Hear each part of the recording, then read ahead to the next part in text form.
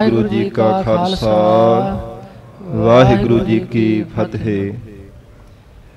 पतित पावन भगत वछल अंतरजामी करुणा निधान गुरु गरीब नवाज। कलयुग के तारनहारे शब्द गुरु दसा ही पातशाहियों के आत्मिक स्वरूप सतगुरु। जुगो जुग अटल सतगुरु तखत छतर चवर दे मालिक सतगुरु। शब्दा अवतार सतगुरु धन धन श्री गुरु ग्रंथ साहिब महाराज सच्चे पातशाह जी दे पावन पवित्र हजूरी अंदर जुड़ बैठे गुरु खालसा साध संगत जीओ। सतगुरु जी की महान बख्शिश का सदका अमृत वेले तो महाराज सिंह जी की पावन हजूरी अंदर दीवान सजे सन। सजे हो दीवाना अंदर आप सर्वत संगतां हाजरियां भर के लाहे प्राप्त कर रहे हो। आओ साध संगत जी होर भी कुछ समा प्यार सत्कार सहित महाराज सिंह जी के चरणों में बैठ के इस पावन अस्थान ते गुरुद्वारा लंगर साहिब विखे चल रही लड़ीवार गुरबाणी की कथा विचार नाल जुड़ के लाहे प्राप्त करिए।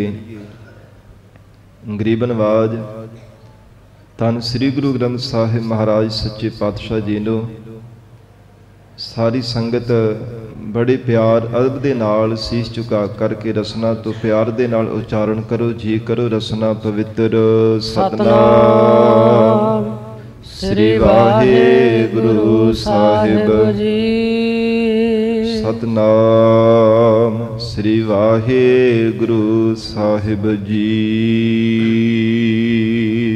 राग सूही महला पंजवा घर पहला। सूही राग है धन श्री गुरु अर्जन देव साहिब जी महाराज पहले घर सुर ताल अंदर सच्चे पातशाह जी उच्चारण करते हैं। एक ओंकार सतगुर प्रसाद। एक अद्वैत स्वरूप है ओंकार सर्व जीवां दा प्रकाशक है। सदीवी काल सच्चा है चेतन स्वरूप है ते प्रसाद एक रस आनंद स्वरूप है। सतगुरु जी की कृपा द्वारा परमेश्वर प्राप्त हो सकता है। ये पहला महाराज सच्चे पातशाह जी ने अकाल पुरख परमात्मा का निर्देशक मंगल किया है। गरीब नवाज धन सतगुरु श्री गुरु अर्जन देव साहिब सच्चे पातशाह महाराज अगे हुण शब्द की आरंभता करते हैं। बाजीगर जैसे बाजी पाई। ये शब्द की उथानका है संगत जी। जदों धन सतगुरु श्री गुरु अर्जन देव साहिब महाराज सच्चे पातशाह जी सचखंड श्री हरमंदर साहिब विखे पवित्र सरोवर की सेवा करवा रहे सन। साध संगत जी उस समय जिहड़ा संतोख सर साहिब पवित्र अस्थान संतोखी जोगी की याद विच बनिया होया है। हजूर जदों सेवा करवा रहे सी तो उतों एक बहुत वड्डा मट निकलिया। साध संगत जी उहदे विच एक सिल सी मट बनिया होया। उहदे अंदर एक वडेरी आरबला दा चिट्टा दुध वर्गा दाड़ा चेहरे दा दगदा होया नूर अडोल चौंकड़ा लगा करके कोई बैठा होया नजर आया। सिखा ने महाराज सच्चे पातशाह जी ने बेनती करके दसिया गरीब नवाज एक बजुर्ग सच्चे पातशाह सानू नजर आया होया इत्थे बैठा होया नजर आया। इस मठ दे विच महाराज साहिब जी ने उसी समय कस्तूरी ते मक्खण मंगवाया। उहदे तालू दे विच सिर च साध संगत जी चसाया और हत्थां ते पैरां दी तलियां भी चसियां ने सिखा ने। उस संतोखा जोगी साध संगत जी अपने सवासां नूं दसम दवार दे विच चढ़ा के बैठा होया सी। लंबेरे समय तो युग बीत गए किन्ने समय तो सवासां नूं चढ़ा के उस मठ दे विच बैठ गया सी। महाराज सच्चे पातशाह जी का जदों वचन मन के सिखा ने कस्तूरी ते मक्खण नूं मिला करके चसिया ते फिर उहदे सवास जिहड़े सन शरीर दे विच आए। ते उस समय गरीब नवाज सतगुरु जी नूं बड़े सहजे सहजे मुख तो बोलदियां होइयां बेनती करन लगा जी हुण समा किहड़ा है महाराज कहते हुण कलयुग का समा है। महाराज कहते तेनू किन्ना कुछ समा इत्थे बैठे होगे? कहंदा युग बीत गए ने, बहुत लंबेरे समय तो मैं इत्थे बैठा सा। हुण जीवां दी कल्याण करन वास्ते किहड़े सतगुरु जी हन? गुरु नानक देव साहिब महाराज साहिब जी ने किहड़ा स्वरूप धारण कीता है? फिर सिखा ने दसिया धन गुरु अर्जन देव साहिब महाराज सच्चे पातशाह जी जीवां दी कल्याण कर रहे हैं। कोई भी जीव सतगुरु जी की शरण में आउंदा सच्चे पातशाह कल्याणकारी उपदेश दे करके निहाल कर देंदे है। जदों ये कन्नां विच आवाज़ पई ते कुछ मुस्कुराहट उहदे चेहरे ते आई। फिर अपने बाबर दसिया, कहण लगा जी महाराज मैं अपने गुरु देव के चरणों में बेनती की सी, जिहदे तो योगा अभ्यास सिखदा सा। उस नूं बेनती की जी महाराज मेरी कल्याण हो जावे, मेरी इच्छा है संसार के बंधनों तो मुक्त हो जावा। शरीरां दा मोह पदार्थां दी मेर विकारां तो रूपी बंधनों तो मैं छुट करके मुक्त हो जाना कर मेरे मन की इच्छा है। पर मेरे गुरुदेव ने मैनू ये वचन किया कि योगा अभ्यास मैं तेनू सुखाल दिता है, पर मुक्ति की दात देने की मेरे को समर्था नहीं है। वो त्रिकालदर्शी सन, उन्होंने वचन किया कहते कि कलयुग के समय विच अकाल पुरख परमेश्वर ने आप सरगुण स्वरूप धारण करना है, धन गुरु नानक देव साहब जी का रूप हो करके। उन्होंने पंजवें जामे श्री गुरु अर्जन देव साहिब महाराज वो तेरी कल्याण करनगे। सच्चे पातशाह हुण समा आया है, आप जी ने कृपा की है। गरीब नवाज मैनू संसार के बंधनों तो आज़ाद कर देव। ते बाबा बुढ़ा साहिब जी ने गुप्त रूप दे सवाल किया संतोखे जोगी नूं। हथ दा अगे उंगलां करके कहण लगे कि जिवें मुट्ठी बंद कर लई, कहंदे कि जिहड़े प्रबल पंज विकार है हे जोगी जी उन्हां नूं मार लिया कि तुहाडे अंदर ही है? सिर फेर दिता, कहण लगे नहीं बाबा जी वो अजे भी सूखम रूह दे मेजर अंदर ही हन, अजे भी रौला पाउंदे पए है। चंगी तरह मैं उन्हां नूं अपने वस विच नहीं कर सकिया। बाबा बुढ़ा साहिब जी फिर धन गुरु अर्जन देव साहिब महाराज सच्चे पातशाह जी वाल देख करके बेनती कर लगे, गरीब नवाज तुहाडे तो बिना महाराज कोई नहीं जेड़ा इन्हां प्रबल विकारां उपर जित प्राप्त कर सके, अपने वस विच इन्हां नूं कर सके। सतगुरु जी जिन्हां ते आप जी कृपा कर देंदे हो वो प्रबल विकारां नूं अपने वसीकार कर लैंदे हन। महाराज सच्चे पातशाह हजूर दे ऐसी परम वडियाई सुन करके संतोखी जोगी ने बेनती की, महाराज मेरे भी बंधन सच्चे पातशाह जी कट देव।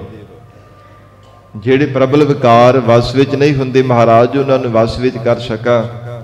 आप कृपा करके ऐसा उपदेश दे करके महाराज मैनू निवाज देवो, क्योंकि ना शरीरां दा मोह छुटदा मेरे तो, ना महाराज काम दा विकार मेरे तो छुटदा है, विकारां नूं भोगण दा विकार भी संसार दे विचों छुटदा नहीं है। गरीब नवाज सतगुरु जी ने संतोखे जोगी की बेनती ने सुन करके सूही राग दे विच शब्द उच्चारण किया है, तो हजूर बख्शिश करते हन। बाजीगर जैसे बाजी पाई। पहला संतोखे जोगी ने सवाल किया सी जो रहाव दी पंक्तियां विच महाराज साहिब जी ने उचारिया, कवंद रूप दिष्टियो बिनसायो कतहे गयो ओह कत ते आयो। महाराज परमात्मा का स्वरूप किहो जिहा है? अकाल पुरख परमात्मा का स्वरूप किहो जिहा है?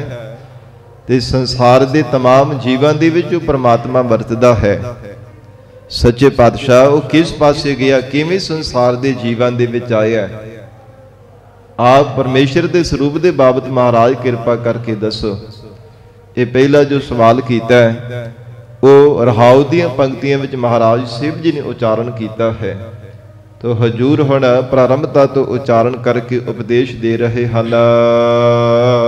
बाजीगर जैसे बाजी पाई।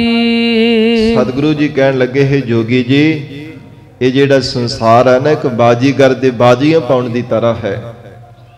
ਜਿਵੇਂ ਇੱਕ ਬਾਜੀਗਰ ਹੁੰਦਾ ਹੈ, ਕਿੰਨੀਆਂ ਕਿੰਨੀਆਂ ਤਰ੍ਹਾਂ ਤਰ੍ਹਾਂ ਦੀਆਂ ਬਾਜ਼ੀਆਂ ਪਾ ਕੇ ਕਦੇ ਕਿਸੇ ਪਾਸੇ ਕਦੇ ਕਿਸੇ ਪਾਸੇ ਬਾਜ਼ੀਆਂ ਪਾਉਂਦਾ, ਫਿਰ ਤਰ੍ਹਾਂ ਤਰ੍ਹਾਂ ਦੇ ਭੇਖ ਬਣਾਉਂਦਾ ਹੈ। ਮਹਾਰਾਜ ਕਹਿੰਦੇ ਸੰਸਾਰ ਵੀ ਇੱਕ ਬਾਜੀਗਰ ਦੇ ਖੇਲ ਦੀ ਤਰ੍ਹਾਂ ਹੈ। ਨਾਨਾ ਰੂਪ ਭੇਖ ਦਿਖਲਾਈ, ਨਾਨਾ ਤਰ੍ਹਾਂ ਕਰਕੇ ਰੂਪ ਬਣਾਉਂਦਾ ਆਪਣੇ ਤਨ ਦੇ ਉੱਪਰ। ਕਦੇ ਕਿਸੇ ਪ੍ਰਕਾਰ ਦਾ ਭੇਖ ਬਣਾ ਲੈਂਦਾ, ਕਦੇ ਕਿਸੇ ਪ੍ਰਕਾਰ ਦਾ। ਫਿਰ ਕਦੇ ਜਿਹੜਾ ਕੋਈ ਉਹ ਬਾਜੀਗਰ ਦੇ ਕੋਲ ਚੱਲ ਕਰਕੇ ਆਉਂਦਾ, ਉਹਨਾਂ ਛਿਲੇ ਕੱਢੇ ਹੁੰਦੇ ਆ, ਕਦੇ ਕਿਸੇ ਦਾ ਰੂਪ ਕੋਈ ਬਣਾ ਦਿੰਦਾ, ਕੋਈ ਕਿਸੇ ਪ੍ਰਕਾਰ ਦਾ ਰੂਪ ਬਣਾ ਦਿੰਦਾ, ਕਿਸੇ ਨੂੰ ਪੰਛੀ ਪਰਿੰਦੇ ਬਣਾ ਦਿੰਦਾ, ਕਿਸੇ ਨੂੰ ਕਿਸੇ ਪ੍ਰਕਾਰ ਦਾ ਰੂਪ ਕੋਈ ਬਣਾ ਦੇਣਾ ਕਰਦਾ ਹੈ, ਪਰ ਉਹ ਬਹੁਤਾ ਸਮਾਂ ਨਹੀਂ ਰਹਿਣਾ ਕਰਦਾ। ਸਤਿਗੁਰੂ ਅਰਜਨ ਦੇਵ ਸਾਹਿਬ ਮਹਾਰਾਜ ਕਹਿੰਦੇ ਨਾਨਾ ਰੂਪ ਭੇਖ ਦਿਖਲਾਈ। ਨਾਨਾ ਤੋਂ ਭਾਵ ਬਹੁਤੀ ਤਰ੍ਹਾਂ ਦੇ, ਕਈ ਕਈ ਪ੍ਰਕਾਰ ਦੇ ਉਹ ਰੂਪ, ਕਈ ਕਈ ਤਰ੍ਹਾਂ ਦੇ ਭੇਖ ਆਪਣੇ ਤਨ ਉੱਪਰ ਛਿਨ ਮਾਤਰ ਸਮੇਂ ਵਿੱਚ ਬਣਾ ਲੈਂਦਾ। ਤੇ ਜਿਹੜੇ ਲੋਕ ਦੇਖਣ ਵਾਲੇ ਹੁੰਦੇ ਨੇ, ਦੇਖ ਦੇਖ ਕਰਕੇ ਹੈਰਾਨ ਹੁੰਦੇ ਤੇ ਖੇਡ ਖੜਾ ਕੇ ਹੱਸ ਰਹੇ ਹੁੰਦੇ ਆ। ਜਿਨ੍ਹਾਂ ਨੂੰ ਨਹੀਂ ਸਮਝ ਹੁੰਦੀ, ਨਾਦਾਨ ਬੱਚੇ ਹੁੰਦੇ ਆ, ਸਾਧ ਸੰਗਤ ਜੀ ਨੂੰ ਕਰਾਮਾਤੀ ਸ਼ਕਤੀਆਂ ਵਾਲਾ ਜਾਣ ਕਰਕੇ ਬਹੁਤ ਹੈਰਾਨ ਹੁੰਦੇ ਕਿ ਇਹਦੇ ਵਿੱਚ ਕਿੰਨੀਆਂ ਸ਼ਕਤੀਆਂ ਹਨ। ਮਹਾਰਾਜ ਸੱਚੇ ਪਾਤਸ਼ਾਹ ਹਜੂਰ ਕਹਿੰਦੇ ਹਨ, ਹੇ ਗੁਰਸਿੱਖੋ, ਇਹ ਸੰਸਾਰ ਵੀ ਇੱਕ ਬਾਜੀਗਰ ਦੇ ਖੇਲ ਦੀ ਤਰ੍ਹਾਂ ਹੈ। ਤਰ੍ਹਾਂ ਤਰ੍ਹਾਂ ਦੇ ਰੂਪ ਤੇ ਭੇਖ ਉਹ ਆਪਣੇ ਤਨ ਦੇ ਉੱਪਰ ਜਿਵੇਂ ਬਣਾਉਂਦਾ ਹੈ। ਸਾਂਗ ਉਤਾਰ ਥੰਮਿਓ ਪਾਸਾਰਾ, ਜਿਤਨਾ ਵੀ ਸਵਾਂਗ ਉਹਦੇ ਰਚਾਇਆ ਹੁੰਦਾ, ਥੰਮਿਓ ਪਾਸਾਰਾ, ਜਦੋਂ ਸਾਰੇ ਪਸਾਰੇ ਨੂੰ ਥੰਮ ਲੈਂਦਾ ਹੈ, ਭਾਵ ਰੋਕ ਲੈਣਾ ਕਰਦਾ। ਜਿਤਨਾ ਵੀ ਖੇਲ ਦਿਖਾ ਰਿਹਾ ਹੁੰਦਾ, ਆਪਣੇ ਖੇਲ ਦੀ ਜਦੋਂ ਉਹ ਸਮਾਪਤੀ ਕਰਦਾ ਹੈ, ਤੇ ਖੇਲ ਦੇ ਵਿੱਚ ਸੰਗਤ ਜੀ ਜਿਵੇਂ ਉਹ ਕਈ ਵਾਰ ਸਟੇਜ ਦੇ ਉੱਪਰ ਕਠਪੁਤਲੀਆਂ ਦੇ ਵਿੱਚ ਤਰ੍ਹਾਂ ਤਰ੍ਹਾਂ ਦੇ ਐਕਸ਼ਨ ਕਰਵਾਉਂਦਾ। ਜਿਵੇਂ ਮਹਾਰਾਜ ਸਾਹਿਬ ਜੀ ਦਾ ਬਚਨ ਵੀ ਆਉਂਦਾ ਗੁਰਬਾਣੀ ਵਿੱਚ, ਕਾਟ ਕੀ ਪੁੱਤਰੀ ਕਹਾ ਕਰ ਬਪੁਰੀ ਖਿਲਾਵਨ ਹਾਰੋ ਜਾਣੈ, ਜੈਸਾ ਭੇਖ ਕਰਾਵੇ ਬਾਜੀਗਰੋ ਤੈਸੋ ਹੀ ਸਾ ਜਾਣੈ। ਕਹਿੰਦੇ ਹਨ ਕਿ ਸੰਸਾਰ ਵੀ ਇੱਕ ਕਠਪੁਤਲੀਆਂ ਦੀ ਤਰ੍ਹਾਂ ਹੈ। ਬਾਜੀਗਰ ਦੇ ਹੱਥਾਂ ਵਿੱਚ ਬਰੀਕ ਜੀ ਤਾਰ ਹੁੰਦੀ ਹੈ, ਕਿਸੇ ਨੂੰ ਨਜ਼ਰ ਨਹੀਂ ਆਉਂਦੀ, ਇੰਨੀ ਜ਼ਿਆਦਾ ਬਰੀਕ ਹੁੰਦੀ। ਤੇ ਸਾਧ ਸੰਗਤ ਜੀ ਜਦੋਂ ਉਹ ਬਰੀਕ ਤਾਰ ਨੂੰ ਕਦੇ ਕਿਸੇ ਪਾਸੇ ਨੂੰ ਖਿੱਚਦਾ, ਕਦੇ ਖੱਬੇ ਪਾਸੇ ਨੂੰ, ਕਦੇ ਸੱਜੇ ਪਾਸੇ, ਕਦੇ ਉੱਪਰ ਨੂੰ ਖਿੱਚ ਦਿੰਦਾ, ਤੇ ਉਹ ਕਠਪੁਤਲੀਆਂ ਉਸੇ ਤਰ੍ਹਾਂ ਹੀ ਸਾਧ ਸੰਗਤ ਜੀ ਭੁੜਕਣ ਲੱਗ ਪੈਂਦੀਆਂ, ਨੱਚਣ ਲੱਗ ਪੈਂਦੀਆਂ ਨੇ। ਕਈਆਂ ਨੂੰ ਸਾਧ ਸੰਗਤ ਜੀ ਖੇਡ ਖਿਡਾਉਂਦਾ ਹੈ, ਕਿਸੇ ਨੂੰ ਜਿਤਾਉਂਦਾ, ਕਿਸੇ ਨੂੰ ਹਰਾ ਦਿੰਦਾ। ਉਹ ਸਾਰੀ ਖੇਡ ਉਹ ਕੇਵਲ ਬਾਜੀਗਰ ਦੇ ਹੱਥਾਂ ਵਿੱਚ ਹੁੰਦੀ ਹੈ। ਜਿਵੇਂ ਚਾਹੇ ਉਸੇ ਤਰ੍ਹਾਂ ਉਹਨਾਂ ਤੋਂ ਕਰਵਾ ਲੈਂਦਾ। ਇਸੇ ਪ੍ਰਕਾਰ ਜਦੋਂ ਸਾਧ ਸੰਗਤ ਜੀ ਸਾਂਗ ਉਤਾਰ ਥੰਮਿਓ ਪਾਸਾਰਾ, ਤੇ ਜਦੋਂ ਉਹ ਬਾਜੀਗਰ ਆਪਣੇ ਖੇਲ ਦੀ ਸਮਾਪਤੀ ਕਰ ਦਿੰਦਾ ਹੈ, ਤਬ ਏਕੋ ਏਕੰਕਾਰਾ। ਮਹਾਰਾਜ ਕਹਿਣ ਲੱਗੇ, ਹੈ ਜੋਗੀ, ਤਦੋਂ ਫਿਰ ਕੇਵਲ ਇੱਕੋ ਬਾਜੀਗਰ ਹੀ ਉਹਨਾਂ ਵਿੱਚੋਂ ਸੱਚਾ ਰਹਿ ਜਾਂਦਾ ਹੈ। ਬਾਕੀ ਜਿੰਨਾ ਵੀ ਖੇਲ ਹੁੰਦਾ ਹੈ ਬਾਜੀਆਂ ਦਾ, ਤਰ੍ਹਾਂ ਤਰ੍ਹਾਂ ਦੇ ਰੂਪ ਧਾਰਨ ਕਰਨ ਦਾ, ਬਹੁਤੇ ਭੇਖ ਤਨ ਦੇ ਉੱਪਰ ਬਣਾਉਣ ਦਾ, ਜਾਂ ਫਿਰ ਕਠਪੁਤਲੀਆਂ ਨੂੰ ਨਚਾਉਣ ਦਾ, ਉਹ ਸਾਰਾ ਕੁਝ ਜਿਹੜਾ ਸਮੇਟ ਲੈਂਦਾ, ਕੇਵਲ ਬਾਜੀਗਰ ਸੱਚਾ ਰਹਿ ਜਾਂਦਾ ਹੈ। ਉਹ ਤਾਂ ਕੇਵਲ ਅੱਖਾਂ ਦਾ ਧੋਖਾ ਹੁੰਦਾ ਹੈ, ਕੇਵਲ ਥੋੜਾ ਸਮਾਂ ਰਹਿਣਾ ਕਰਦਾ ਹੈ। ਇਸੇ ਪ੍ਰਕਾਰ ਕਹਿੰਦੇ ਹਨ ਕਿ ਅਕਾਲ ਪੁਰਖ ਪਰਮਾਤਮਾ ਇੱਕ ਬਾਜੀਗਰ ਦੀ ਤਰ੍ਹਾਂ ਹੈ। ਜਿਸ ਪਰਮਾਤਮਾ ਨੇ तमाम ਸੰਸਾਰ ਦੇ ਅੰਦਰ ਜੀਵਾਂ ਨੂੰ ਪੈਦਾ ਕੀਤਾ, ਸੰਸਾਰ ਦਾ ਖੇਡ ਵੀ ਮਹਾਰਾਜ ਕਹਿੰਦੇ ਇੱਕ ਬਾਜੀਗਰ ਦੇ ਖੇਡ ਦੀ ਤਰ੍ਹਾਂ ਹੈ। तमाम ਸੰਸਾਰ ਦੇ ਜੀਵ ਕਠਪੁਤਲੀਆਂ ਦੀ ਤਰ੍ਹਾਂ ਪਰਮੇਸ਼ਰ ਨੇ ਬਣਾਏ ਹੈ। ਤੇ ਫਿਰ ਆਪੇ ਹਰ ਇੱਕ ਰੰਗ ਹੈ, ਆਪੇ ਬਹੁ ਰੰਗੀ, ਬਹੁਤੇ ਰੰਗਾ ਰੂਪ ਹੋ ਕੇ ਪਰਮੇਸ਼ਰ ਆਪ ਵਰਤਦਾ ਪਿਆ। ਉਹ ਨਿਰਗੁਣ ਸਰੂਪ ਨੇ, ਸਰਗੁਣ ਸਰੂਪ ਨਾਨਾ ਪ੍ਰਕਾਰ ਦੇ ਜੀਵਾਂ ਦੇ ਰੂਪ ਧਾਰਨ ਕੀਤੇ ਹੋਏ ਹੈ। ਕੋਈ ਕਿਸੇ ਤਰ੍ਹਾਂ ਦਾ ਭੇਖ ਤਨ ਤੇ ਬਣਾਉਂਦਾ ਹੈ, ਕੋਈ ਕਿਸੇ ਪ੍ਰਕਾਰ ਦਾ, ਪਰ ਹੈ ਸਭ ਦੇ ਅੰਦਰ ਪਰਮਾਤਮਾ ਆਪ ਚੇਤਨ ਰੂਪ ਹੋ ਕਰਕੇ ਵਰਤ ਰਿਹਾ ਹੈ। ਜਿਵੇਂ ਜਿਵੇਂ ਸੰਸਾਰ ਦੇ ਜੀਵਾਂ ਨੂੰ ਕਰਮਾਂ ਦੀਆਂ ਖੇਡਾਂ ਵਿੱਚ ਖਿਡਾਉਂਦਾ, ਉਸੇ ਤਰ੍ਹਾਂ ਹੀ ਜੀਵਨ ਭਰ ਖੇਡਦੇ ਰਹਿੰਦੇ ਹਨ। ਸੱਚੇ ਪਾਤਸ਼ਾਹ ਧੰਨ ਗੁਰੂ ਅਰਜਨ ਦੇਵ ਸਾਹਿਬ ਮਹਾਰਾਜ ਕਹਿੰਦੇ, ਜਦੋਂ ਪਰਮਾਤਮਾ ਆਪਣੇ ਖੇਲ ਦੀ ਸਮਾਪਤੀ ਕਰਨੀ ਚਾਹੁੰਦਾ ਹੈ, ਮਹਾਰਾਜ ਕਹਿੰਦੇ ਤਬ ਏਕੋ ਏਕੰਕਾਰ, ਬਾਜੀਗਰ ਦੀ ਤਰ੍ਹਾਂ ਕੇਵਲ ਤਾਂ ਕੇਵਲ ਇੱਕ ਪ੍ਰਮਾਤਮਾ ਸੱਚਾ ਰਹਿ ਜਾਂਦਾ, ਸਾਰਾ ਸੰਸਾਰ ਦੀ ਜੀਵਾਂ ਦਾ ਖੇਲ ਆਪਣੇ ਸਰੂਪ ਦੇ ਵੀ ਸਮੇਟ ਲੈਣਾ ਕਰਦਾ ਹੈ। ਇਵੇਂ ਮਹਾਰਾਜ ਕਹਿੰਦੇ ਸੰਸਾਰ ਦੀ ਖੇਡ ਹੈ ਐ ਗੁਰਸਿੱਖੋ, ਸਾਂਗ ਉਤਾਰ ਥੰਮਿਓ ਪਾਸਾਰਾ। ਜਦੋਂ ਪਰਮੇਸ਼ਰ ਮਹਾਪਰਲੋ ਕਰ ਲੈਂਦਾ, ਸਾਰੇ ਜੀਵਾਂ ਨੂੰ ਆਪਣੇ ਸਰੂਪ ਦੇ ਵੀ ਸਮੇਟ ਲੈਣਾ ਕਰਦਾ, ਤਦੋਂ ਕੇਵਲ ਤਾਂ ਕੇਵਲ ਇੱਕ ਪਰਮੇਸ਼ਰ ਆਪ ਹੀ ਸੱਚਾ ਰਹਿ ਜਾਂਦਾ ਹੈ। ਕਾਵਨ ਰੂਪ ਦਿਸਟਿਓ ਬਨਸਾਇਓ। ਤੇ ਜਿਹੜਾ ਸਵਾਲ ਕੀਤਾ ਸੀ ਜੋਗੀ ਨੇ, ਕਹਿੰਦਾ ਜੀ ਮਹਾਰਾਜ ਕਵਨ ਰੂਪ ਦਿਸਟਿਓ ਬਨਸਾਇਓ, ਕਿਹੜਾ ਪਰਮਾਤਮਾ ਦਾ ਸਰੂਪ ਹੈ, ਕਿਸ ਨੂੰ ਸੱਚ ਮੰਨਣਾ ਚਾਹੀਦਾ। ਜੋ ਕੁਝ ਸੰਸਾਰ ਦੇ ਅੰਦਰ ਦਿਸ਼ਟੇਮਾਨ ਨੂੰ ਬਿਨਸਦਾ ਪਿਆ, ਸੰਸਾਰ ਦੇ ਸਭ ਜੀਵ ਬਿਨਸਨਹਾਰੇ ਹੈ। ਸੱਚੇ ਪਾਤਸ਼ਾਹ ਮਹਾਰਾਜ ਆਪ ਕਿਰਪਾ ਕਰਕੇ ਦੱਸਣਾ ਕਰੋ। ਕਤ ਹੈ ਗਇਓ ਉਹ ਕਤ ਤੇ ਆਇਓ। ਤੇ ਫਿਰ ਪਰਮਾਤਮਾ ਕਦੋਂ ਕਿਵੇਂ ਜੀਵਾਂ ਦੇ ਵਿੱਚ ਆਇਆ ਤੇ ਕਿਸ ਪਾਸੇ ਚਲਿਆ ਗਿਆ ਹੈ। ਸਤਿਗੁਰੂ ਜੀ ਕਹਿੰਦੇ ਗੁਰਸਿੱਖੋ, ਕੇਵਲ ਇੱਕ ਪਰਮਾਤਮਾ ਸਤ ਹੈ। ਜਿਤਨੇ ਵੀ ਸੰਸਾਰ ਦੇ ਰੂਪ ਹੈ ਨਾ, ਸਾਧ ਸੰਗਤ ਜੀ ਬਣਾਏ ਭਾਵੇਂ ਸਾਰੇ ਪਰਮੇਸ਼ਰ ਦੇ ਹੈ। ਜਿਤਨੇ ਵੀ ਸਰੀਰ ਹਨ, ਤਰ੍ਹਾਂ ਤਰ੍ਹਾਂ ਦੇ ਰੰਗਾਂ ਰੰਗਾਂ ਦੇ ਜੀਵਾਂ ਨੂੰ ਪਰਮੇਸ਼ਰ ਨੇ ਬਣਾਇਆ ਹੈ, ਭਾਵੇਂ ਸਾਰੇ ਪਰਮੇਸ਼ਰ ਦੇ ਬਣਾਏ ਹੋਏ, ਪਰ ਕੇਵਲ ਸੱਚਾ ਪਰਮੇਸ਼ਰ ਆਪ ਹੈ, ਉਹਦੇ ਤੋਂ ਬਿਨਾਂ ਕੋਈ ਦੂਜਾ ਸੱਚਾ ਨਹੀਂ ਹੈ। ਜਿਵੇਂ ਸਾਧ ਸੰਗਤ ਜੀ, ਇੱਕ ਰਾਜਾ ਸੀ, ਉਹਦੇ ਕੋਲ ਇੱਕ ਜਖਣੀ ਨੇ ਆ ਕਰਕੇ ਬੇਨਤੀ ਕੀਤੀ, ਕਹਿਣ ਲੱਗੇ ਜੀ ਮੈਨੂੰ ਆਪਣੇ ਪਾਸ ਰੱਖ ਲਓ, ਆਪਣੇ ਇੱਥੇ ਮਹਿਲਾਂ ਦੇ ਵਿੱਚ ਮੈਨੂੰ ਥੋੜੀ ਰਹਿਣ ਦੀ ਵਾਸਤੇ ਜਗ੍ਹਾ ਦੇ ਦੇਵੋ। ਉਹ ਰਾਜਾ ਬੜਾ ਦਇਆਵਾਨ ਸੀ, ਕਹਿੰਦਾ ਠੀਕ ਹੈ, ਉਹਨੂੰ ਰਹਿਣ ਵਾਸਤੇ ਜਗ੍ਹਾ ਦੇ ਦਿੱਤੀ। ਪਰ ਉਹ ਸੁਭਾਅ ਦਾ ਬੜਾ ਇੱਲਤਾਂ ਵਾਲਾ, ਸ਼ਰਾਰਤਾਂ ਵਾਲਾ ਸੀਗਾ। ਹਰ ਰੋਜ਼ ਰਾਜੇ ਨੇ ਆਪਣੀ ਸਭਾ ਵਿੱਚ ਜਾ ਕਰਕੇ ਬੈਠਣਾ ਤੇ ਉਹਨੇ ਜਖਣੀ ਨੇ ਦੇਖਦੇ ਰਹਿਣਾ। ਇੱਕ ਦਿਨ ਅੰਮ੍ਰਿਤ ਵੇਲੇ ਥੋੜਾ ਸੱਜਰੇ ਨਾਲ ਆ ਕਰਕੇ ਰਾਜਾ ਪਹਿਲਾਂ ਹੀ ਸਭ ਤੋਂ ਪਹਿਲਾਂ ਇਕੱਲਾ ਆ ਕਰਕੇ ਬੈਠ ਗਿਆ ਤੇ ਜਖਣੀ ਨੇ ਦੇਖਿਆ ਕਿ ਅੱਜ ਪਾਸ ਕੋਈ ਵੀ ਨਹੀਂ ਹੈ, ਤੇ ਉਹਨੇ ਸ਼ਕਤੀ ਦੇ ਬਲ ਦੇ ਨਾਲ ਜਿਹੜੇ ਕੋ ਮੰਤਰ ਉਹਦੇ ਕੋਲ ਸਨ, ਸਭਾ ਦੇ ਵਿੱਚ ਉਸ ਰਾਜੇ ਵਰਗੇ ਪਤਾ ਨਹੀਂ ਕਿੰਨੇ ਕੋ ਰਾਜੇ ਬਣਾ ਕਰਕੇ ਬਿਠਾ ਦਿੱਤੇ। ਜਿੱਥੇ ਦਰਬਾਰੀਆਂ ਦੀ ਖਲੋਣ ਦੀ ਜਗ੍ਹਾ ਉੱਥੇ ਵੀ ਰਾਜੇ ਖਿਲਾਰ ਦਿੱਤੇ। ਜਿੱਥੇ ਕੋਈ ਕਰਮਚਾਰੀ, ਪਹਿਰੇਦਾਰ ਜਾਂ ਫਿਰ ਹੋਰ ਸਲਾਹਕਾਰ, ਵਜ਼ੀਰ ਆਦਿਕ, ਜਿੱਥੇ ਜਿੱਥੇ ਕਿਸੇ ਦੀ ਜਗ੍ਹਾ ਸੀ ਉੱਥੇ ਉੱਥੇ ਕਿਤੇ ਰਾਜੇ ਨੂੰ ਬਿਠਾ ਦਿੱਤਾ ਤੇ ਕਿਤੇ ਖਿਲਾਰ ਦਿੱਤਾ। ਤੇ ਜਦੋਂ ਸਾਧ ਸੰਗਤ ਜੀ ਉੱਥੇ ਜਿਹੜੇ ਲੋਕ ਚੱਲ ਕਰਕੇ ਆਏ, ਜਿਨ੍ਹਾਂ ਨੇ ਸਭਾ ਵਿੱਚ ਆ ਕੇ ਬੈਠਣਾ ਸੀ, ਉਹ ਦੇਖ ਕਰਕੇ ਬੜੇ ਹੈਰਾਨ ਹੋ, ਕਹਿੰਦੇ ਇੱਥੇ ਇੱਕ ਰਾਜਾ ਨਹੀਂ, ਇਹ ਸਾਰੀ ਸਭਾ ਹੀ ਰਾਜਿਆਂ ਦੇ ਨਾਲ ਭਰੀ ਪਈ ਹੈ। ਉੱਥੋਂ ਉੱਠ ਕਰਕੇ ਚਲੇ ਗਏ, ਬੈਠਣ ਵਾਸਤੇ ਜਗ੍ਹਾ ਹੀ ਨਹੀਂ ਕਿਤੇ ਉਹਨਾਂ ਨੂੰ ਪ੍ਰਾਪਤ ਹੋਈ।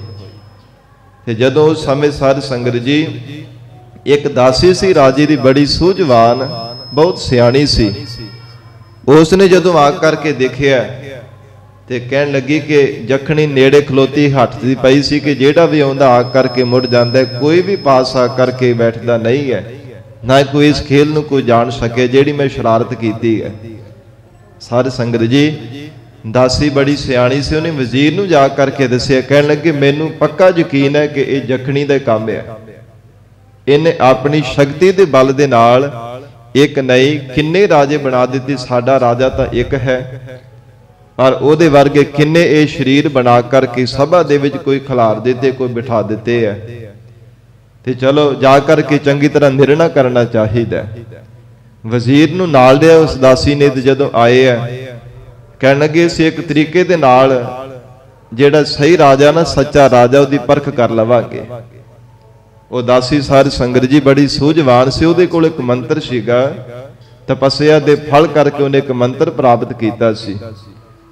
ਉਹ ਮੰਤਰ ਜਦੋਂ ਪੜ੍ਹਦੀ ਕਹਿਣ ਲੱਗੀ, ਸਾਰੇ ਰਾਜੇ ਨੂੰ ਕਹਿਣ ਲੱਗੀ ਆਓ ਮੈਂ ਤੁਹਾਨੂੰ ਨਿਉਂਦਾ ਦਿੱਤਾ, ਪ੍ਰਸ਼ਾਦਾ ਛਕ ਲਓ। ਜਿੱਥੇ ਪ੍ਰਸ਼ਾਦਾ ਛਕਣ ਵਾਲੀ ਜਗ੍ਹਾ ਸੀ, ਉਹ ਦਰਵਾਜ਼ੇ ਅੰਦਰ ਜਦੋਂ ਲੰਘਣ ਲੱਗਦੇ ਤੇ ਉਦਾਸੀ ਮੰਤਰ ਪੜ੍ਹੀ ਜਾਂਦੀ। ਜਿਹੜੇ ਜਖਣੀ ਦੇ ਬਣਾਏ ਹੋਏ ਨਕਲੀ ਰਾਜੇ ਸਨ, ਉਹ ਜਿਹੜਾ ਵੀ ਅੰਦਰ ਜਾਣ ਲੱਗਦਾ ਭਸਮ ਹੋ ਜਾਂਦਾ, ਅਲੋਪ ਹੋਈ ਜਾਂਦਾ। ਤੇ ਜਿੰਨੇ ਵੀ ਸਾਧ ਸੰਗਤ ਜੀ ਨਕਲੀ ਬਣਾਏ ਹੋਏ ਸ਼ਕਤੀ ਕਰਕੇ ਰਾਜੇ ਸਨ, ਸਾਰੇ ਦੇ ਸਾਰੇ ਭਸਮ ਹੋ ਗਏ, ਉਥੋਂ ਅਲੋਪ ਹੋ ਗਏ। ਤੇ ਜਿਹੜਾ ਸੱਚਾ ਰਾਜਾ ਸੀ ਉਸ ਸਮੇਂ ਫਿਰ ਸੱਚਾ ਰਹਿ ਗਿਆ। फिर ਉਹਦੇ ਚਰਨਾਂ ਤੇ ਝੁਕ ਕਰਕੇ ਨਮਸਕਾਰ ਕੀਤੀ ਕਿ हे ਰਾਜਨ ਤੁਹਾਨੂੰ ਅਸੀਂ ਪ੍ਰਗਟ ਕਰ ਲਿਆ ਹੈ। ਇਸੇ ਪ੍ਰਕਾਰ ਸਾਧ ਸੰਗਤ ਜੀ ਰਾਜਾ ਰੂਪ ਅਕਾਲ ਪੁਰਖ ਪਰਮਾਤਮਾ ਹੈ। ਸਾਰੀ ਸ੍ਰਿਸ਼ਟੀ ਉਸ ਪਰਮਾਤਮਾ ਅਕਾਲ ਪੁਰਖ ਵਾਹਿਗੁਰੂ ਜੀ ਦੀ ਪ੍ਰਜਾ ਹੈ। ਜਖਣੀ ਕੀ ਹੈ? ਇਹ ਮਾਇਆ।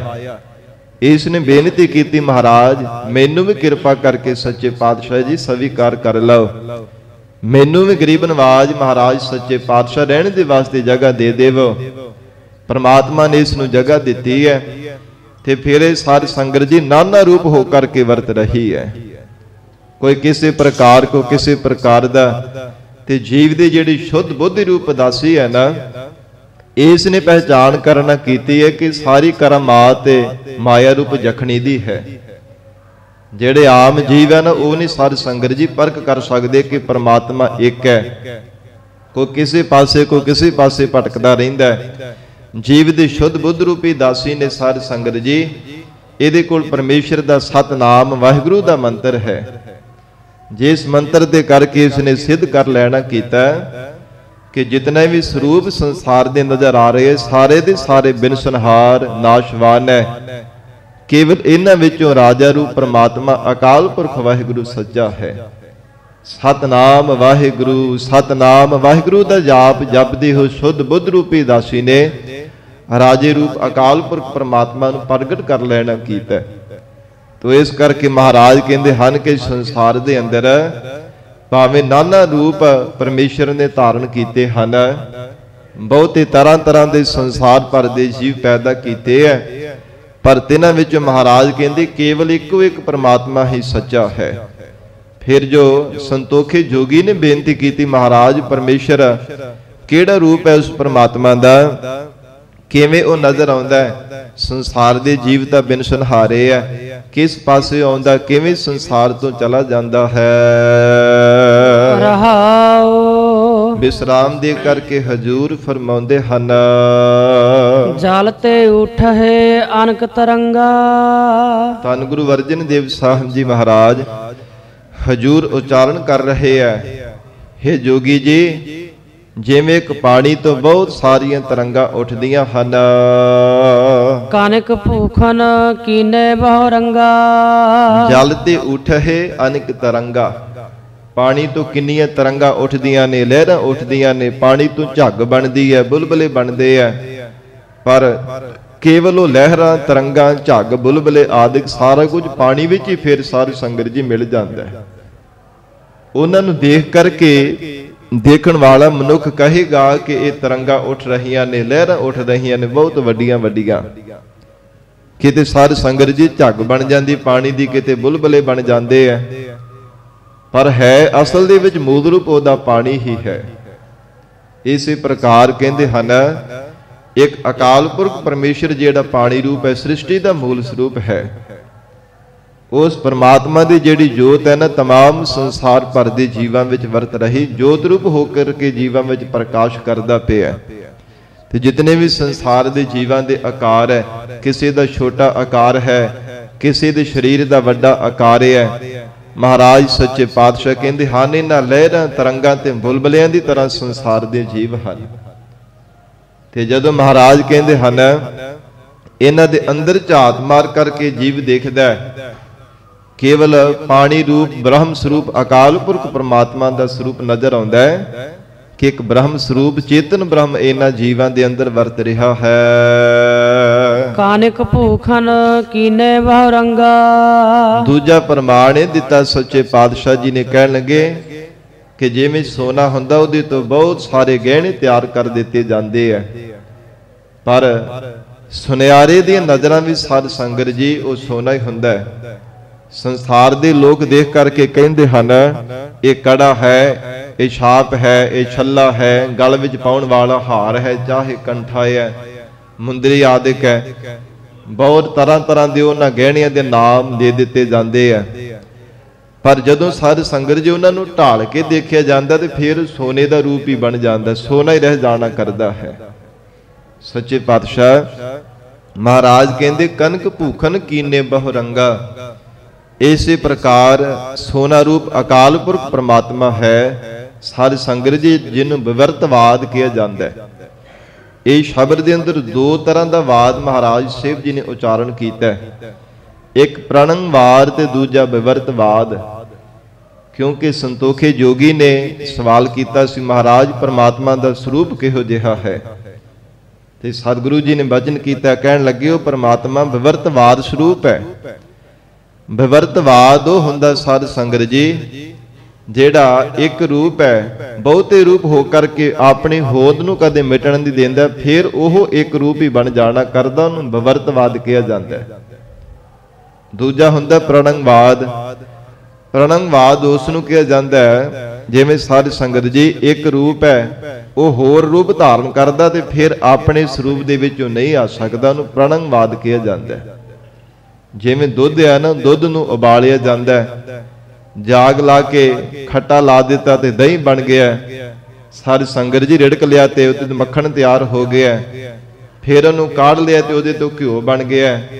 ਫਿਰ ਦੁਬਾਰਾ ਦੁੱਧ ਤਾਂ ਨਹੀਂ ਨਾ ਘਿਓ ਤੋਂ ਬਣ ਸਕਦਾ, ਉਹਨੂੰ ਪ੍ਰਣੰਗਵਾਦ ਕਿਹਾ ਜਾਂਦਾ ਹੈ। ਤੇ ਜਿਹੜਾ ਵਿਵਰਤਵਾਦ ਹੁੰਦਾ ਹੈ ਉਹ ਸਾਧ ਸੰਗਤ ਜੀ ਬਹੁਤੇ ਰੂਪ ਧਾਰਨ ਕਰਕੇ ਵੀ ਫਿਰ ਆਪਣੇ ਸਰੂਪ ਦੇ ਵਿੱਚ ਵਾਪਸ ਦੁਬਾਰਾ ਆ ਜਾਂਦਾ ਹੈ। ਜਿਵੇਂ ਲੋਹਾ, ਉਹਦੇ ਤੋਂ ਕਿੰਨੇ ਕਿੰਨੇ ਔਜ਼ਾਰ ਹਥਿਆਰ ਤਿਆਰ ਕੀਤੇ ਜਾਂਦੇ, ਤੇ ਜੇ ਲੋਹੇ ਨੂੰ ਘਾਲ ਦਿੱਤਾ ਜਾਵੇ ਫਿਰ ਲੋਹਾ ਹੀ ਬਣ ਜਾਂਦਾ ਹੈ। ਇਸੇ ਪ੍ਰਕਾਰ ਸੋਨਾ ਹੈ, ਉਹਦੇ ਤੋਂ ਕਿੰਨੇ ਗਹਿਣੇ ਤਿਆਰ ਕੀਤੇ ਜਾਂਦੇ ਆ। ਤੇ ਸਾਧ ਸੰਗਤ ਜੀ ਜਦੋਂ ਉਹ ਕਿੰਨੇ ਕਿੰਨੇ ਗਹਿਣੇ ਨਾਮ ਵੀ ਭਾਵੇਂ ਵੱਖੋ ਵੱਖਰੇ ਰੱਖ ਦਿੱਤੇ ਜਾਂਦੇ, ਪਰ ਜਦੋਂ ਉਸ ਨੂੰ ਢਾਲ ਦਿੱਤਾ ਜਾਵੇ ਨਾ, ਤਪਾਇਆ ਜਾਵੇ, ਤੇ ਫਿਰ ਸੋਨਾ ਹੀ ਬਣ ਜਾਂਦਾ ਹੈ।